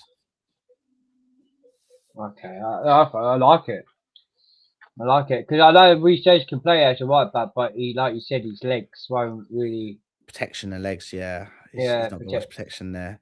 But the last one, only difference is Valentino Barco in a back 4, and obviously Esteval again, which gets him into the team and really lets them dictate. But with Palestra, this is the best to play as a 4. The only caveat to that is if you're taking Reece out, you can have Palestra right back, and you can either have Pep or Valentino Barco left back, and both of them are strong enough to do it. The only thing is this may be games where Reece is getting rested, or he's trying something new against like a Hull or a Luton. I mean, he could play it against a good opposition, but Reece is not going to play every game this season, I don't think.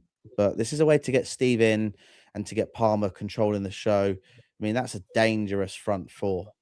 it is, yeah. That's deadly. If they're all on their game, Palmer balls behind the back, Esteval driving at people, which Pedro Neto doesn't do, and Rodgers taking people on and crossing the ball in, and João, the danger man. This is deadly, really deadly attack. I literally agree. I literally like it. It's deadly. I just don't, with me, Ben, I just don't see Barco is going to have a game at Chelsea. I think they're going to actually loan him out. I think they're going to look at an option to loan him out. I think he's just there for the books for next season when we reach the Champions League. So it's just like so we don't beat the walls to the FA and the UEFA, where FFP will come in and he'll be on the books to get sold next summer. I think he's part of the plan, if I'm honest. I know obviously, like, there's him, there's Pep, there's Hato, but the weakest link here for me is Hato. But do you reckon that Hato, like, did you not see Hato? See, I like Hato. I think last season he did have a great game, but he's still young. He just needs that experience.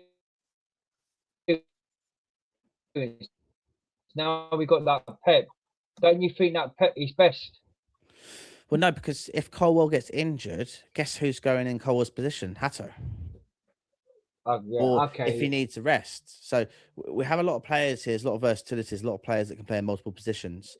The time to ask these questions is when the transfer shuts on the 2nd of September. We can speculate now, and it's really fun to speculate, but we don't know what we're dealing with until the 2nd of September at midnight. Then, we can really say, right, this is what we got for the season. But Valentino Barco can play, where Enzo is. He can play left wing. He can play left back. He can play in the 3 and push forward.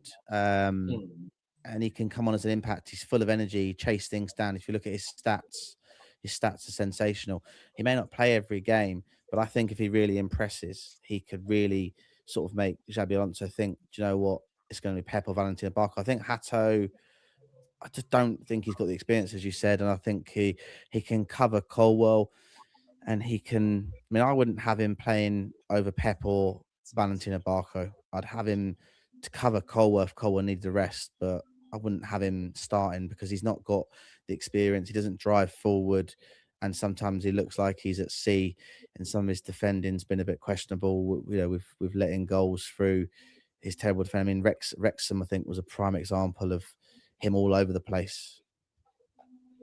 Okay. I think my point is different. Like the way I saw Hato did that one and pass it to João Pedro against Sister, I think that was quite good what he did in that game.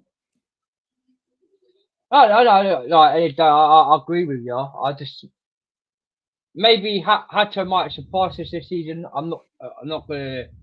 But like you said, centre back, he's good either way, centre back or as a left wing back or left back. But yeah, I agree with that, man. I like the stuff where you come out with, Ben. It's really good. I like what you've done here, mate. If you want to use it, it's called Forza. It's probably the best football app for making your teams and stuff like that. But I think you're right. I think Hato could be full of confidence this season. I just think he's the weakest link. He's the youngest, the least experienced. Yeah. Pep's 28, played in the La Liga, and Valentino Barco, although he played for Strasbourg, and people are like, oh, Strasbourg in the French league. You know, he went to the World Cup. Okay, he didn't play, but if you look at his complication of what he can do on YouTube, I think a lot of people would change their mind. Okay, Yusuf? Yeah, like really like those 11s of what Ben made, and like this is the beauty of like I said earlier, I'll say it again. This is the beauty of having a lot of options. Like when teams come to play against us, they won't know what we're doing. So, like I said, my first team would have been the one with Pep Chavaria starting, the back three. But yeah, like this is the beauty of having a lot of options. So yeah, you never know. Teams could be scared of us. Let's hope. Tosh? I heard Ben touch on Hato. I think he made some good points. He's very versatile. But giving him the responsibility of stepping in at the starting left center back, especially in the bigger games, I don't necessarily want to see him take that responsibility on. I do see him as an option on that left side if Barco doesn't work out. I think Pep will be comfortable on that left. We have Palestra, and if Neto leaves, that would open up Hato to be more across the board defensively. What was the other question? Was it Barco? Yeah, Barco. Barco. Do you think he'll be a starter, or do you think he'll be playing this season, or do you reckon he's to stay on the books for FFP for next season? Do you think we'll sell him? We might loan him for a season and just sell him next season. Yeah, I could see that happening in December potentially, where he takes a load. It just depends. Like we might only play like 50 games, depending on how far we go in the cups, which is not a lot for Chelsea. We're usually playing 60-something games. So I don't know, man. I don't know if he's a proper left back. He can't play left center back for this formation if we're playing with the back three. I would want to see him in the double pivot if that's somewhere he fits. That would be great. I'm gonna let Barco. I'm not gonna put any judgments on Barco until I see him play in the uniform. I'm glad he took the number 4 from Tossin, so he's already winning in my book. He's already given us something to look forward to, which is potentially Tossin leaving the team. Yeah, I just got to see. I see people in the comments saying Daniel Knight said he is flopping. He flopped at left back at Brighton, which is not good because that's the Prem. But he might have matured. He might have gotten better playing at Strasbourg because he played in Europe. And I think he started most games, right, for Strasbourg at the left back position, or was it left back or center mid? Midfield, yeah, midfield. Yeah. So if he can play properly in the midfield, we can do like the replacement by group theory. If you get rid of Enzo, we have Lavia, Barco, Reese. Who else do we have at center mid? I'm not thinking. Asuego. Romeo Lavia. Romeo Lavia, yeah. So if we do lose Enzo, we have 3, potentially 4 people if you include Reese to replace Enzo. I'll take the chance. This is the season to take the chance. There's not as much pressure on us outside of the Prem. So yeah, I mean, I'm very I've been kind of quiet through the transfer window and after the World Cup because it's tough to talk about certain players unless you see them play. But the preseason, I think, allowed us to see enough to where I think we should give them a chance. Okay, Jim. Before anything, guys, I need you and Lucifer to just do your prediction scores, and I will read the chat, and we'll end the show from there. This is a different one because the other one I had basically I had the warning for copyright or something because of the video, but this one hasn't got no video, thanks God. So I'm gonna go with you, Tosh. And basically, I'm doing like a little challenge. If you do come on my show, like on my show, till end of the season, I'm gonna show you. I've got a little predictor, right? A little predictor. Whoever gets close. This is because this is a memory to the end of the season. So I've got this saved. I've gone with Crystal Palace, Hull City, and Ipswich as the relegation battle, right? That's the prediction, right? And I've gone with Chelsea, Man City, Man United, Arsenal, Villa, right? But whoever gets the 3 predictions right to the end of the season, closest to my prediction, they'll win a jersey shirt. Okay. Right. Let's do it. And if you can't make it, if you can just send me your results. Oh yeah, can you send me this link right now in the private chat and I'll open it up. Right. Okay. Basically, it's called Premier League Simulator. Yeah. Can you copy paste the URL, the website? Yeah. Yeah. Yeah. Yeah. You could drop it in the StreamYard. I'll Right. In the chat. Yeah. Cool. Because what I'll do, because when you do your scores, I screenshot it, and then what I'll do is send you it, so there's no cheating, so no one can't argue. You know what I mean? Yeah. Oh, that's Chelsea. I'll put Chelsea there. Right. So okay. What's the score for tomorrow's game against Arsenal commentary, mate? Tosh. 3-0. 3-0 Arsenal, yeah. Right. Yeah. Ben's already done this, so. Hull City. Don't Man you remember United. I did mine as well, Dan. Yeah, you did, yeah. Yeah.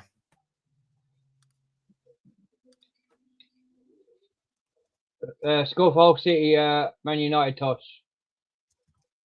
2-0 United. So I'm gonna take 1. 1-0. Everton. 1-0 Sunderland. Unfortunately, Super Frank, I'm sorry, but first game. This one's tough. I think Leeds is gonna be better than what people expect. I'll take 1-0 Leeds. Okay. I will take 2-1 Brentford. I think Brentford will be another sleeper like last year. They I don't know if they lost too many players this season. No, they haven't. They kept all their players. Yeah, and they almost made a European spot and they slid at the end of the season. Yeah. Brighton at home, no Rodgers. I'm gonna take a 1-1 because Unai Emery somehow that guy does it. Okay. Man City, Bournemouth. Yeah, I'm gonna take if that Man City at home. I'll take 2-0 to City. And then I'll take this one. I'll take 1-0 Liverpool. I think Isak's gonna make his comeback. Okay. And then I said 2-1 for Chelsea. I think we concede 1 away. Okay. Well, I'll screenshot and I'll send that on your X3, Tosh. Okay, cool. Well, I'll do the table as well.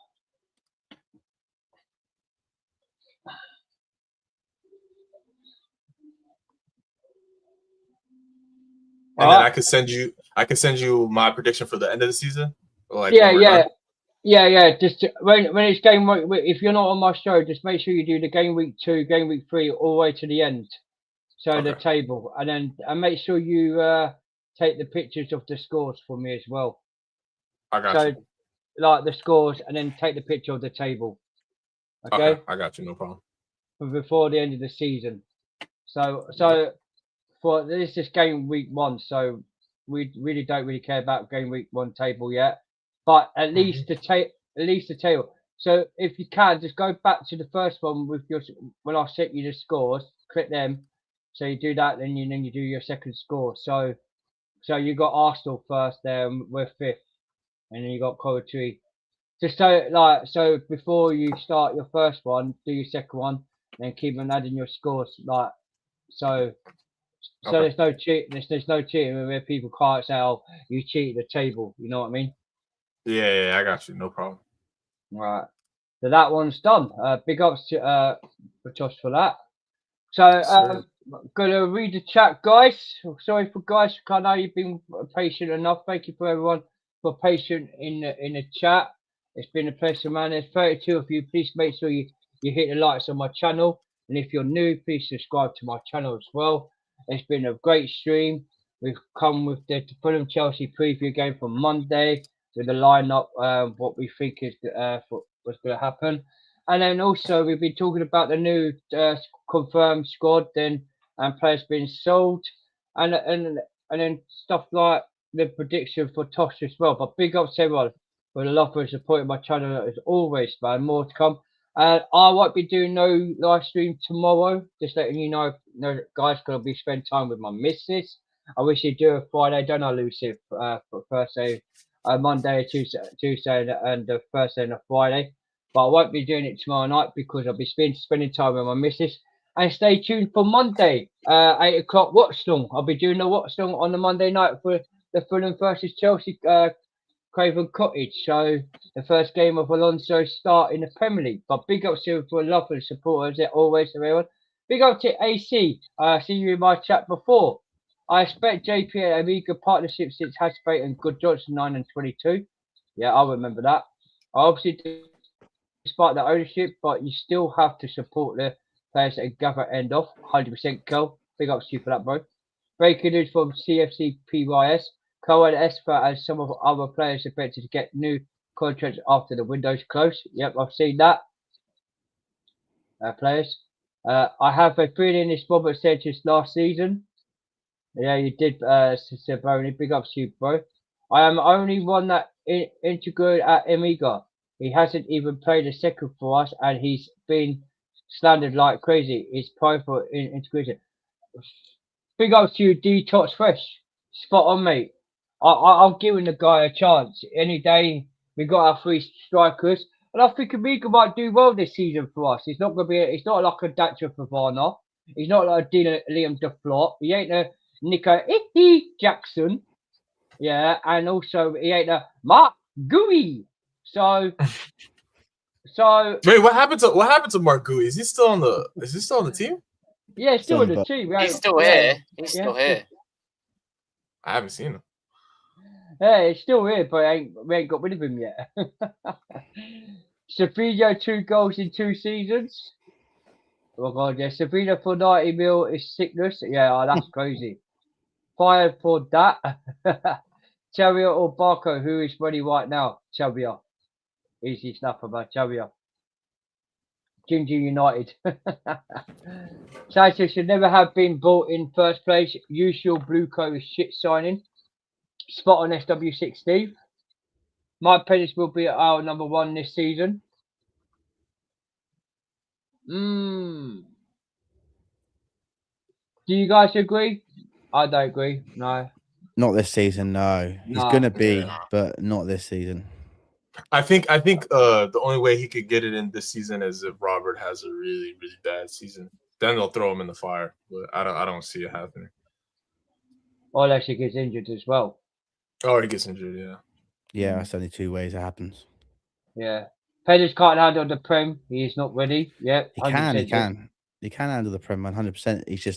He's not ahead of Sanchez yet. But if people look at his complications on YouTube and see what he's about, he is a mirror of Courtois. He's just the version that we had when he was younger. But he will be the number 1 very soon. Well, I agree with you, Ben. Do you reckon be a next Thibaut Courtois? Yeah, he's going to be as good as Thibaut Courtois, if not better. I've seen his work. I've seen how much he puts in training. I've seen the work he does behind the scenes when he's getting worked by the goalkeeping coaches. He is very dynamic, and he's a good height for a goalkeeper as well. He's 6 foot or just over 6 foot. So people better be surprised when they see him come on and actually making some absolutely worldy saves. I hope you're right, Ben. I hope you're right. I'm not going to be too clean sure for this goalkeeper. Yeah, I haven't really seen him play.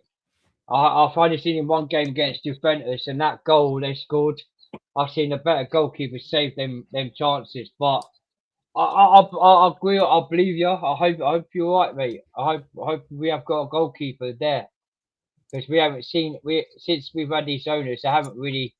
I've seen the goalkeepers have been deadly shit for us. Sanchez. We thought Saloni, the guy from America who was number 1, he kept a good clean sheet, got the best. Yeah. And we never see this. And this guy was meant to have a chance. He was we heard he was one of the best goalkeepers out there, and we still haven't seen this goalkeeper claim to have a game at Chelsea Football Club yet. I think Penders clears Gigi though. He clears Gigi. Yeah. Yeah, I think he clears him. I've watched a few Strasbourg games. You know, he made mistakes here and there, against like PSG, but those are like, that's PSG. You know, you're gonna make mistakes. Okay.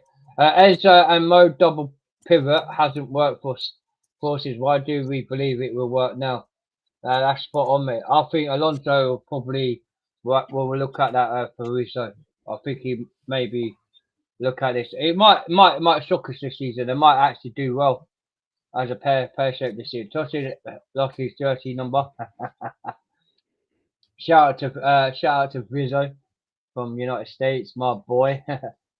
All Argentina players in Britain need to F off, as they hate this country, but take the money.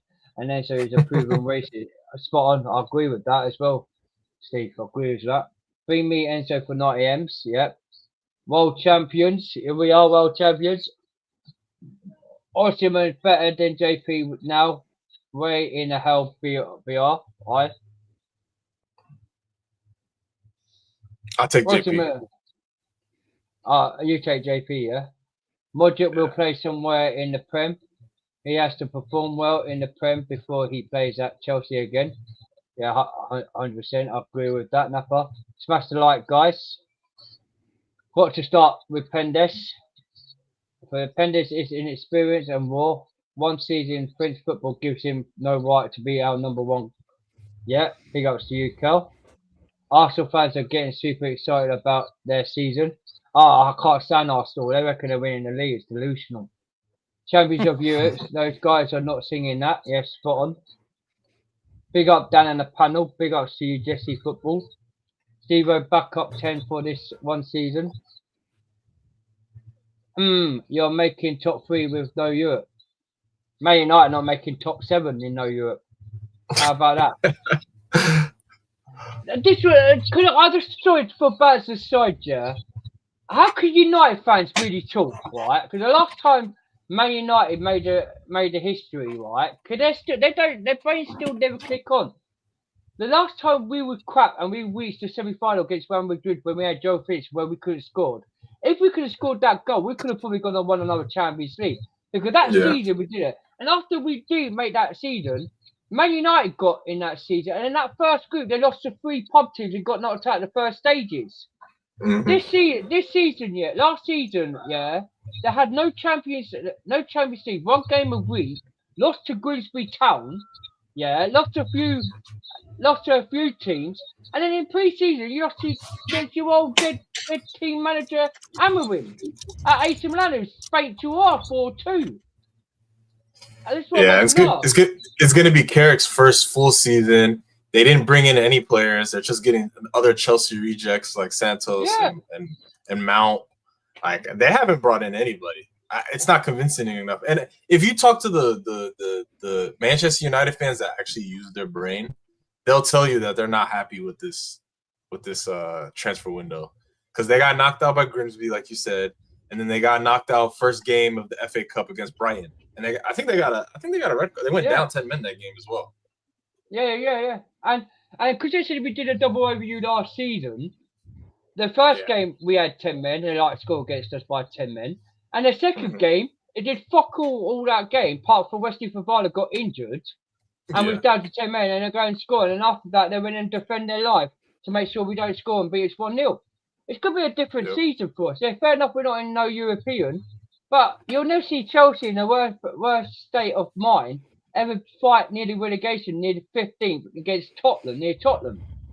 Yeah. So our best seasons without Europe, I think we won the league that one. It was in 2000. Yeah, 17. Yeah. Yeah. With Conte. Yeah, exactly. And we didn't have any Europe. So. Yeah, but yeah, well, big ups to you, Ewan and Dodd. Big ups to you, though. Fire. Big up panel. Big ups to you, Captain Kittle. I've got a feeling we're gonna be dark horse this year. I've 100%. I've said that as well. Sorry, sir, emoji. Big up to the panel. Neto for night M's. Yes, please. Please Aston buy Tosin and please forward buy the lap. Yeah, 100% from Daniel Knight. 80 million people for Tosin and take it. 100%. Tosin ain't worth a wait. Let him go for free. Another poor signing from Joe Shield. Yep, Tosin. Yep, Tosin is so shit. Yep. Tosin costs us nothing. Just cut him loose and drain resources. The lap is one. Oh god, 100k a week. Yellow. Exactly why would anyone in their right mind want to buy Desassi and Tosin? Oh yeah, Clown Lake did. And that's from you. Right. Stewart needs to be held accountable, wasting £80 million on Banishini and Disaster. 3-1 Chelsea, I'm going for the game.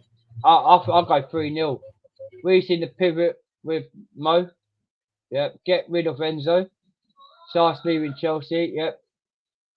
Fuck Enzo from that COYS. Guarantee 3 points at the Bruce this year. Yes, 100% football. What? Tottenham guarantee 3 points at the Bruce. Give over, mate. Oh, he's a Tottenham fan. Yeah, he wishes. Because my brother-in-law, You ain't won at the Bridges since 2018, mate. What are you on about? My Tottenham fans. You have one good transfer window. You're about to sign Savinho and Marmoush, and you're coming and talking like this. Humble yourselves. Humble yourselves. What do you remember, you finished 17th last year. You definitely won't finish it this year. You definitely won't finish it this year. Or will they? I think they might get top 10, but that's not saying much. Yeah, exactly. But Ben Tosh, my brother-in-law, and his little boy, made Jack Tottenham. I feel sorry for my little nephew to support a dead team like that. He hyped up beating us in pre-season with our children in the second half. That's how embarrassing it is, Ben. You know what I mean? How embarrassed. But when it comes to the real Premier League game, who beats you with 6 points every single year? We do. Just have to calm down, mate. And back-to-back 17, and you're going to finish 10th this season. Reece James will not start against Luton and Hull City. No, I don't think he will. Take Barco out of the team. CFC gamer. There's a lot of Barco hate. Yeah. Barco shouldn't be near the team or at the club. For that matter, he's shit and will get defensively booed and destroyed because he's the size of bodied and destroyed.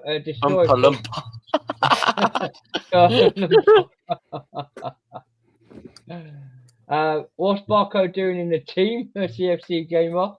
Barco's getting so much hate. What's going on there? Hey, look at my brother-in-law. Listen. He's a little angry ginger. Get me? Hey, we might need that. We need some shithousery on the team. To be fair. Could I say one thing to Tottenham?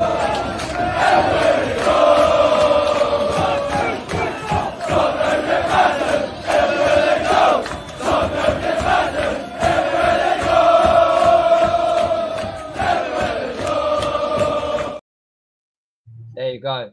Beautiful. That's for you. Beautiful.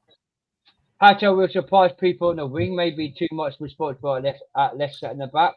Go on, Hato's on 120k. Barco flopped at Brighton, Dan, when he played at left back. Yeah, no, I saw that at Brighton. I agree, I can see Barco getting serious physical bullied from Kel. Up to smash the lights, guys. This is the Prem, not the French League. Watching Barco at Strasbourg is a completely different kettle of fish compared to Premier League. Barco should stick to being a draw at. I agree with that. Oh my god. There's a lot of hate on Barco here from it, guys. PL most physical league. There is a Barco doesn't fit, and even most PL defenders kneeling down are still taller and more. Damn, there's a lot of Barco hate, bro. There's a lot of Barco here. Hey, Ben, what? Back your boy. Back your boy. Oh, he's not a Barco. You're not a Barco fan, surely, Ben. Yeah, I mean, I just want you to start screenshotting these people that are saying stuff. So when he starts playing well, we can just make a little monologue of it with music, like the Titanic music. Yeah. You watch him sort of quickly change their mind. The boy's got talent. He's in an average team at Brighton where they were losing their players through selling them every year. He's now in a world-class team. If he went to Arsenal's team, he'd improve them. If he went to City, Spurs, if he went to any team now, he'd improve them. The only difference is the balance at Chelsea now is right. The balance at Arsenal's right. And Spurs, they're close to getting it right. You know, if they can get a striker, then they've also got it right. So I think people just need to watch him do his thing, and then people will soon change with their opinions.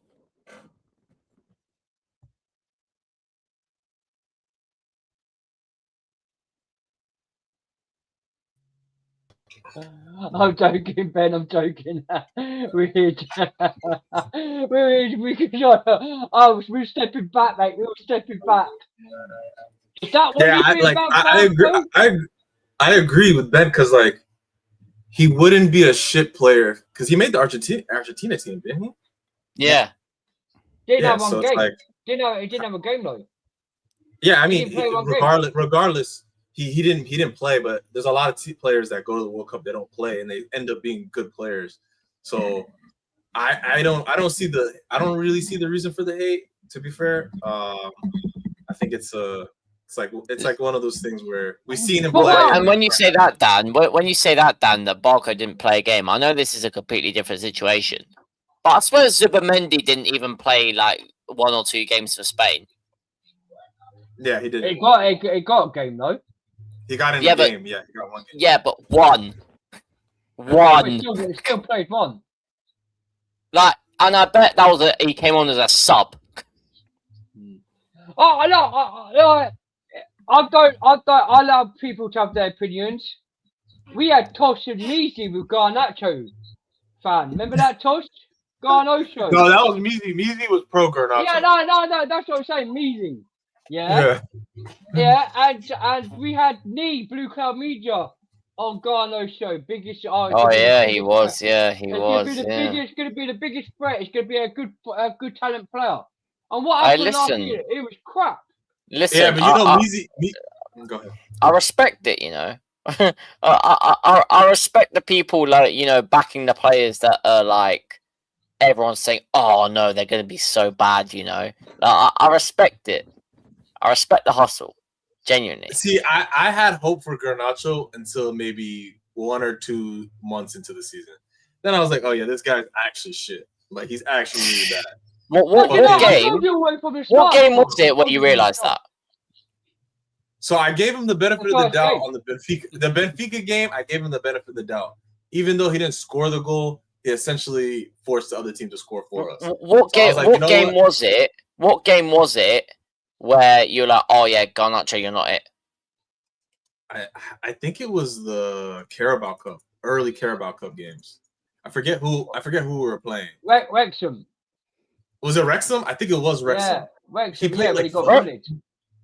Wrexham. He scored 2 that game. No, that was Arsenal. No, that was Arsenal. No, but Wrexham he also scored.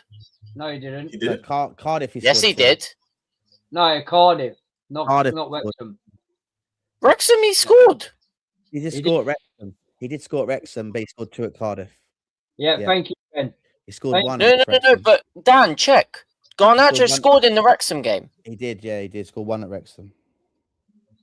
1 goal, not 2 though. He said 2 at Cardiff. Cardiff away. Oh no! Right, the second one I'm thinking of is when he shot and it came off the goalkeeper as an own goal. That's the one that's the one I'm thinking about. That was Benfica game, right? No, the Wrexham game. He scored 1 goal, which was his, but then the other goal, which I'm saying he technically scored, he shot, it hit the post, it hit the goalkeeper's back, and then it went in. Yeah, but he only scored. Yeah, he scored at the very end of the game when they were down 10 men. It was extra time. Yeah, but still, he scored. Yeah, all right, Garno showed this score against Wrexham, 1 goal when we won 4-2, but it basically they said it's like it came off the players, the other defender, the Wrexham defenders. Yeah, the first goal they counted as an own goal, so he could have technically had 2 goals that game. Yeah. One of them was an own goal. But anyway, honest truth, Ben, if he comes good, I'll say fair play. But if it's going to be a Garno show this season, I don't know. But it's others' opinions. I allow people to have their opinions. And good luck to him. Good luck to him. I hope you're right, Ben. His actually right. For anyone that wants to know, he played 7 games at Brighton. So people are going to judge him off 7 games when Jackson has played countless games for Chelsea and he stinks. Yeah. Wesley Fofana, Pedro Neto, Jorgensen, the list is endless. 7 games at Brighton and people want to slag him off. You know, what about Delap? He's played how many games? And he looks as deadly as a breadstick that's been snapped in half. Yeah, I agree. I agree with that. And like the other one that a lot of people don't say, and people think I'm a hater for it, is the Wesley Fofana. Get Wesley Fofana off my club, bro. I fucking hate him. He can't stay healthy. He can't he can't win the ball. He can't jump. He can't do anything. But did you not have a good game against Sociedad though? And AC Milan. It was Premier League. Yeah, it was Premier League. Like I'll give players credit when they play well, but like he's had too many bad games last season that we've overlooked. And so injury prone. Yeah, and like we blamed Chalobah a lot last season, but who was standing next to him the whole time? It was a lot of times it was Fofana that wasn't in the correct place. And tossing the tosser. Yeah, and when Tossin plays, we know what's gonna happen. Only bad things usually happen when Tossin comes on. Same goes for yeah. Badiashile, hopefully he stays in. I think he's somewhere in Italy or like right now, I believe. Yeah, Napoli. They're gonna buy. They're gonna buy. Napoli. Yeah, good. Here we go on that. Oh, big ups to people in the chat. And big ups to Tosh as well. Oh God. I want to see the chat. What they say because I'm not gonna say that. My mouth. I think Ruud Gullit can help us sign some players. He is good. Yeah, Ruud Gullit, yeah. For me, yeah, he's old. I don't think he'll ever be in a transfer market. But maybe like Ruud Gullit back in his day, he was quality when we had him. Big ups to like the comments and sub guys. Big ups to Roman Isusa 1. Watching from Angola, Chelsea for life. Big ups to you, mate. Chelsea for life. Big up to Wrestling. Yeah. Big ups to That's Irmes. Shout out Irmes. You might be able to catch him on our show. He joins from time to time. Okay. Chelsea will finish in the relegation zone. I guess you ain't a Chelsea fan. João Pedro kicks on the last season under Worcester. People make fun of Liam, but he got João Pedro throwing. Show respect, Maresca loser. Skip the next one. He's trying to get you, Dan. He's trying to get you. Wait. Shouting. Oh yeah, don't say that. Don't say that.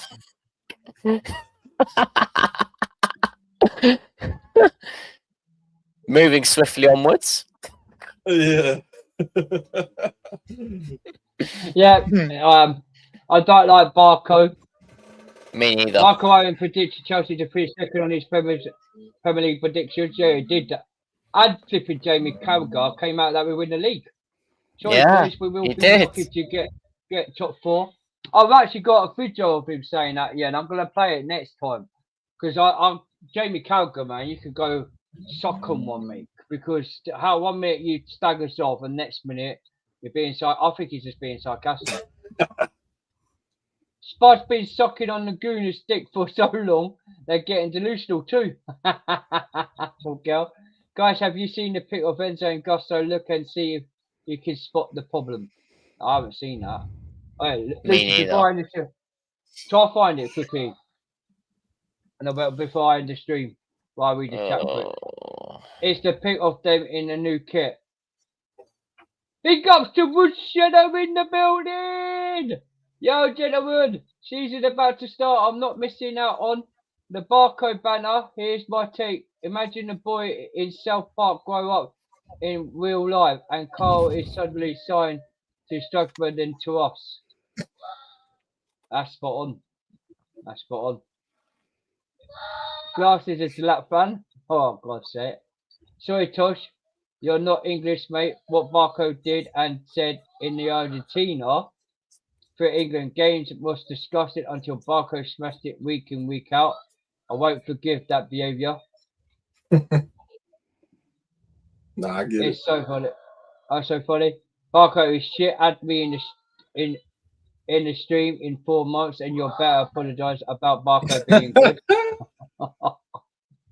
Fofana isn't shit. Fofana isn't shit. For Enzo Fernandez and Kaiser. Man, this He's trolling. He's trolling. He's trolling. trolling. He's on drugs. Caicedo, yeah, on drugs. Caicedo ain't garbage. Yes, boy, up the Chelsea. That guy, whoever he is, he had what I had on the night of England Croatia. Wacky backy. Wacky backy. Fofana injured 50%, plays well 25%. Plays shit 25%, not good enough. Agreed. I agree. Completely agree. Wharton in, Enzo out. Yeah, I would do. Yeah, I'll give Barco a chance to see what he's about. What you like think it. of the player? Dix? No, don't bother. Don't bother. No, What's wrong with this guy? Don't bother. Is on the Chelsea website. Oh, I haven't seen it. That's the thing. No, I haven't seen it. I've tried looking. I can't. Yeah. I can't Jamie Carragher should be sacked from Sky Sport. What he did from spitting, spot on. Spitting at girls. Yeah. Out of context, Chelsea has a tweet about it. Just saw it on Eunice's latest video. I'll look out on Twitter. What did Barco say? He said something to Jude, right? I forgot what he said. Yeah. Oh yeah, he slapped Jude in the face. I remember. Or no, Jude slapped him. I thought. Was that No, he slapped Jude. Oh shit! I didn't see. Yeah. Then Jude slapped him back. Yeah. I'm not getting involved in this Barco. I'm just gonna let it talk on the pitch. And I think if I see him shit, Ben, my brother, my best mate there, I will crash on you about Barco. But if he comes good, I'll say thumbs up.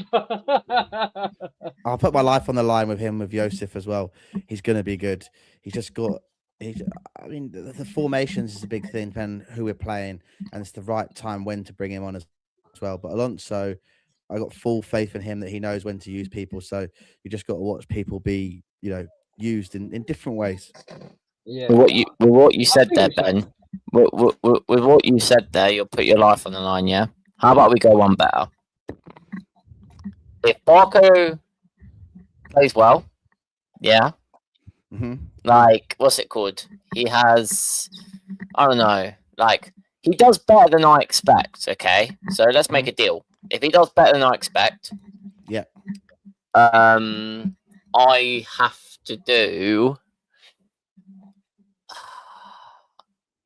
to drink 5 Buzzballs. Yeah. Buzzballs? Yeah. Okay, but we gotta Hang on. Is that a deal? No. Because Buzzballs are like water, and you can't get rid of it. You got to drink. No, they're not. No, they're not. Ben, right, off stream, mate, off stream, Ben will tell you how bad they are. Okay. I've got about 6 big bottles of Buzz-Balls and I drink them every day. How about, Ben, if Barco plays well this season, he has to drink double Jack Daniels, the doubles, straight, 5 glasses of straight Jack Daniels, if Barco's good. But if Barco plays crap, what's Ben got to do? 10 Buzz-Balls. Easy. And Easy. actually no, buy 10 pints all the way around. I'll do Deal. 10 Buzz-Balls. I'll do 10 Buzz-Balls tomorrow. Now. Okay. Okay. 20. 20. What's a 10 for me, 5 for Joseph then? Yeah. Yeah, because I've never had them before. Straight. I've never had them before. That's why. He has to drink the Jack Daniels straight, double Jack Daniels.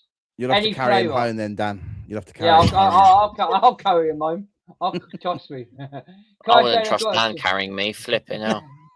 He would drop me. I wouldn't drop. Hey, Lucy, I wouldn't drop you because I don't get pissed on nothing like you. You're a lightweight, mate.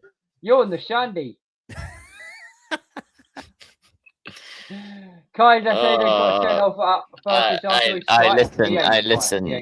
listen. But Ben, you tell him what happened at England Croatia after the game and after this stream, innit? Yeah, he had 10 pints and 10 shots, and he was done. Like Romeo done, like getting carried on someone's shoulder and being sick done. Lucy, that's what I'm telling you. You're a lightweight. I could drink 30 pints a day like water, and a shots, and nothing. If you put me on the Jamaican Jack Daniels and give me 5 of them, I'm gone. But pints, there's just like water. Or no, actually, give me the Desperados. 10 Desperados, I am gone. That's it. I am gone because they're the best beers ever. Desperados. But big ups to one anyway. Can I say he got sent off Arsenal? He's shite. No, he ain't. Dan, you can clip me if Barco sold for profit in 12 months next summer transfer window. I'll clip you for that one. I will clip you for that. Have you seen Mike Hunt? No. Hey, gotcha. Basically, on the Chelsea website, they have the players in a new kit. But if you look at Gusto and Enzo, they both have the same tattoos, and the pic of Enzo in it is from last year. That's weird. Chelsea King, it's on the chat. Yeah, they photoshopped the new jerseys onto Leo, them. can you get me a can of Coke, please? Right. Okay, I'll check that, Chelsea King. My big ups to you. Send Enzo to the gulag on Call of Duty. I've just realised why Kel said Mike. I've just realised why Kel said that. You did not realise that. If Ben loses the bet, he should do aerobics in just his wife on screen live. Oh my boy Ben, man. Up the Chelsea, up the Big up True TV. Big up. Yeah, big up. Shout out to True. Man. Check them out. Yeah, man. Big up to you, bro. Shout out True. Ninja doing the JP joint. The João Pedro celebration. Yeah, JP. It's quite funny how they thought we wouldn't see it. Yep, 100%. Don't say that. Don't say that. Don't say that. I listen. I listen. Hey, Darrow's a fraud. It comes in my chat. The next minute's on your chat. He's a fraud. I listen. I listen. I listen. Ben. Yeah, Ben. That comment you just seen from Dorov. Yeah. That comment you just seen from Dorov. That's what Kenzie loves with Enzo Fernandez, isn't it, Ben? Yeah. It's definitely something that definitely does happen. In bedroom activities. Where's Johnny Mirrors these days? I don't know, mate. On holiday, I don't know. Dan, what your thought on Lato's new album? Better than Card IB. No idea what that is. Lato's new album. Oh, know. it's Posting talking about on some drugs, rap. is he actually It's American shit. Oh, is it? Okay. Oh, yeah, there's only one guy I like, yeah, B Mike. B Mike. B Mike? Yeah. They can see you. Yeah. B Mike. Do you know the one I like? I bet B Mike? Josh, would you, yeah, do you know B Mike? I think I've heard of him. Anxiety. Oh yeah, I know side piece. Yeah, and Anxiety. All I'm saying is, Dan, the comments that are left, don't read Kells and Dorov's. Just don't. No, I ain't. I'm just literally I'm just skipping them because I can see what they put. I think Johnny Mirrors on holiday. That's why he has not a upload on YouTube. Probably. And then big ups to Thomason. Big up, guys. What's your prediction for the West London derby? How are you guys feeling? Mine and derby? Ben's. Mine is 3-0 Chelsea. Ben's is 3-1. Dan, I think you said 2-1. And then I said 3-0. I said 3-0. I said 3-0. And then Tosh, you said 2-1. All right, cool. Yeah, man. That's it, guys, man. Sport Lucifer. Yeah, man. It's been over 2 hours and 26 minutes, man. And but it's been a great stream, man.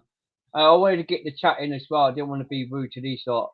I will go for 2-1 as well. They said 2-1. So I've gone commentary, yeah, 1-0 commentary. Like I think Lampard's gonna do something. Super Frankie Lampard. Yeah, Lampard. I think Lampard will do something against Arsenal tomorrow night. I just got a feeling. We'll be rooting for Frank. We'll be rooting for Frank regardless. Yeah, of course we will. Super Frank, Super Frank, Super Frank Lampard. Yeah, man. Hey, yo, who's this guy? Nutty Blue. 3-1 to the mighty Chelsea, 100%. Big ups to my room. Hey, yo. Okay.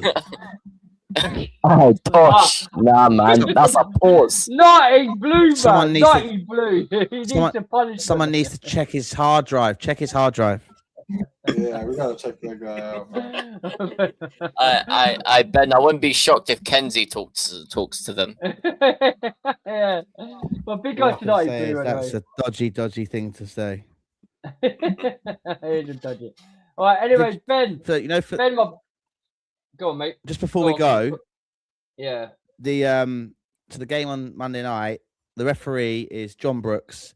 His assistants are Adam Nunn and Dan Cook. The fourth official is Paul Tierney, and the VAR is Darren England, and the assistant VAR is Adrian Holmes. So we normally have good luck when John Brooks refs. So, and he's a good referee as well. So at least it's going to be a fair game on Monday. But yeah, that's it for me. Yeah, especially with no Anthony Taylor, the four merchant now no more. Thanks God. But yeah, man, Ben, mate, it's been a pleasure having you always on, man. Always going to see you more often. And Kel talks, go away, man. I will get you on with Ben again. But sorry, but I forgot to send you the link. I'm totally sorry. And I did send a link to Dills. But well, yeah, anyway, Ben, where can I find you? Have you sorted your social media out now, or have you not done it yet? No, they're going to be sorted between tomorrow and Monday, but they will feature Ben Talks Football. So just keep an eye out for that over the coming days. Ben Talks Football is coming. Okay, big up to you, Ben, man. Up the Chelsea, mate. Up Chelsea. Up the Chelsea. Chelsea. Lucy, my good friend. How brilliant stream, man. Where can I find you, my pal? You can find me on. Oh, sorry, no, that way. Yeah, Yosis Chelsea Blues. Yeah, Yosis Chelsea Blues, and also the link to the channel was way far up in the beginning of the chat. But the Football Circle channel, I've started up with me, Ben, who's here right now, and Doobs, and another Man United fan called Ashton. So yeah, make sure you check us out on there. And the Chelsea channel is being launched very, very soon. Just waiting on the promotion video to be all edited and ready. So yeah, Chelsea channel should be coming out soon. So yeah, see you guys soon, Yeah. and cheers for the invite, Dan. Appreciate Welcome, man. Up the Chelsea. it. Oh, Chelsea. Even though you're forward, you guys have got something else as well, but I ain't gonna remind you. Tosh. Yes, thank you, Dan, for having me on again. Thank you for letting me do the dual stream as well. Shout out to Ben. Shout out to Yusuf, of course. We've been first time I've been on chat with Ben, but I like his opinions, and his takes. He seems like he knows ball. Shout out to Yusuf, Dan. I've only been doing this for like just under a year with my team, and we've been doing things together on shows and stuff. So shout out to you guys for always having me. So follow Dan, follow Ben, follow Yosef. Also follow us right here at United States of Chelsea if you guys want some like stateside opinions. And also if you guys are in the States, hit us up. Let us know. I know we got all our brothers in London and all over England and Europe. If you like our opinions, drop a comment. If you don't like our opinions, drop a comment. We don't care about any real. We don't care about opinions, and this is a sport. At the end of the day, we all want to have fun. We all want to enjoy football. Also, if you're not a Chelsea fan, we would love to debate as well. So if you want to check that out, check our channel. You can see some fan cams, streams as well, watch alongs, all that. But appreciate it again, Dan. Thank you.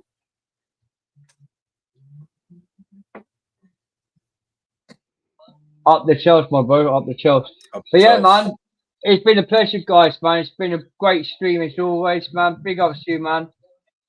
Good show, fellas. Yeah, cheers for that. Eat some money, Napa, man. Big ups to you. I'm not gonna read that, Kel, but that's no. If all else falls, you can find Lucifer on the bus. To be fair, I am on the bus a lot. I am. So yeah, Well, you might see me on the bus. On the train as well. Yeah, on the train. We'll be insane. Hey, you guys have good bus and tube system though. Like America, we don't have none of that shit. It's too big. I mean, you say that, but you say that, Tosh, but they cost too much. Yeah, I guess. I mean, in America, you kind of need a car, and that costs a lot. Not gonna lie. No, well, yeah, obviously. Yeah. All right, Cheers guys. for the invite, Dan. And yeah, Tosh, great to meet you.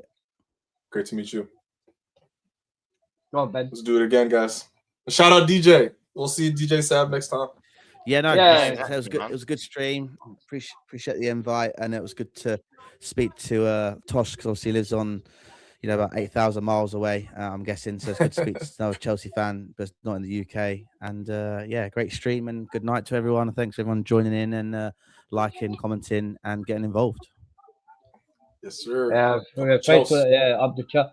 No, another thing, Ben. Before anything you end it, sort your McDonald's Wi-Fi out. Stop using McDonald's. Look at his face. Look at his face. The thing is, we're seeing a side profile from Ben. We're not. Yeah, seeing we his are. full face. We actually his full face, didn't we? I don't know what it is. Turn to the camera, Ben. Turn to the camera. Come on. You know what it is, Lucifer? You know why I ain't seeing his face? Hey. Because the women might go after him, that's why. But bigger. But Daniel Knight, DJ Saf, it's got family.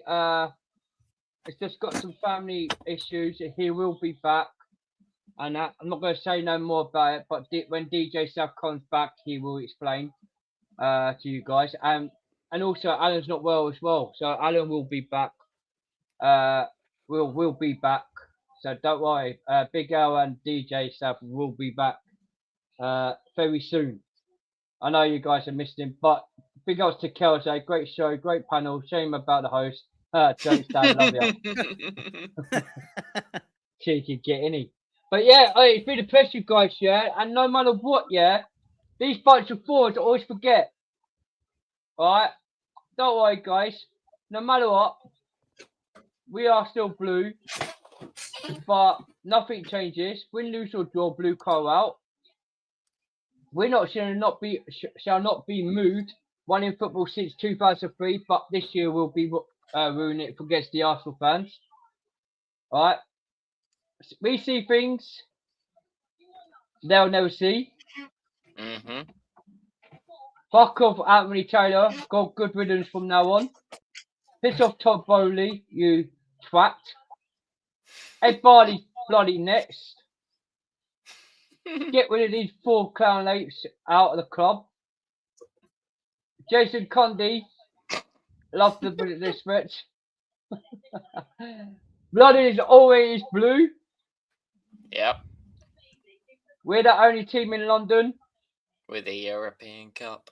Roman Abramovich. You keep inventing them, we'll keep winning them. Yeah, spot on. Just for the Arsenal fans, you'll never see that. You'll Big never ups. see that. You'll never see that. Champions of Europe, you'll never see that. Yeah, Tosh. Tell you what, Tosh. Got the beautiful Ew. Champions League. Yeah. Champions!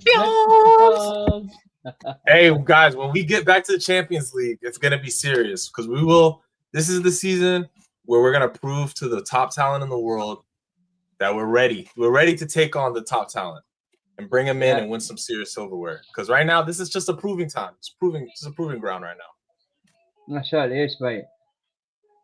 The night in Istanbul, the night in Munich, the night in Barcelona, the night in Madrid. Good night, Arsenal. And then, yeah, good night, Arsenal, to finish your junior as well, mate. Chinny Junior! Chinny Junior!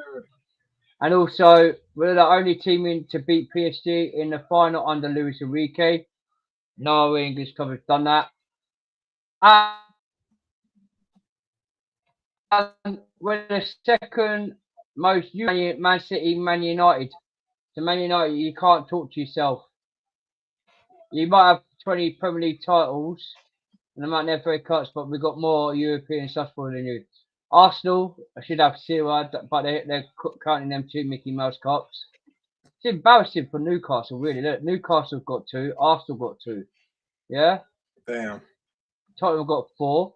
Tottenham's got more than Arsenal. West Ham and Forest have got more than Arsenal. Yeah. It's embarrassing. Embarrassing. And Alonso, in the last 46 games, he hasn't lost a game yet. Drew 1. Nice. I won a lot, but I ain't going to jinx it. But yeah, man, it's been a pleasure, guys. Make sure everyone smash the likes and subscribe to the channel. Up the fucking Chelsea. For everyone in there. Yeah, before anything, big up to Chelsea Blue 81. Big up everybody. Time to get the delusional about Chelsea title is ours. The boys in blue are ready. Yes, spot on. Yeah, 0.4 million times blue co out. And up the Chelsea and Xabi Alonso. Yep. I'll keep commenting on the Arsenal fan TV and I'll keep saying Champions of Europe. You'll never seen that. Big ups to Adam. I'm back. And this is Adam's YouTube. Go subscribe to his channel. He does good content as well. But yeah, man, it's been a great show, guys. Have a good weekend. Up the fucking come on, you Blues, for Monday night's game. Stay tuned for the watch long as well. Peace. Up to Chelsea. Up the Chelsea.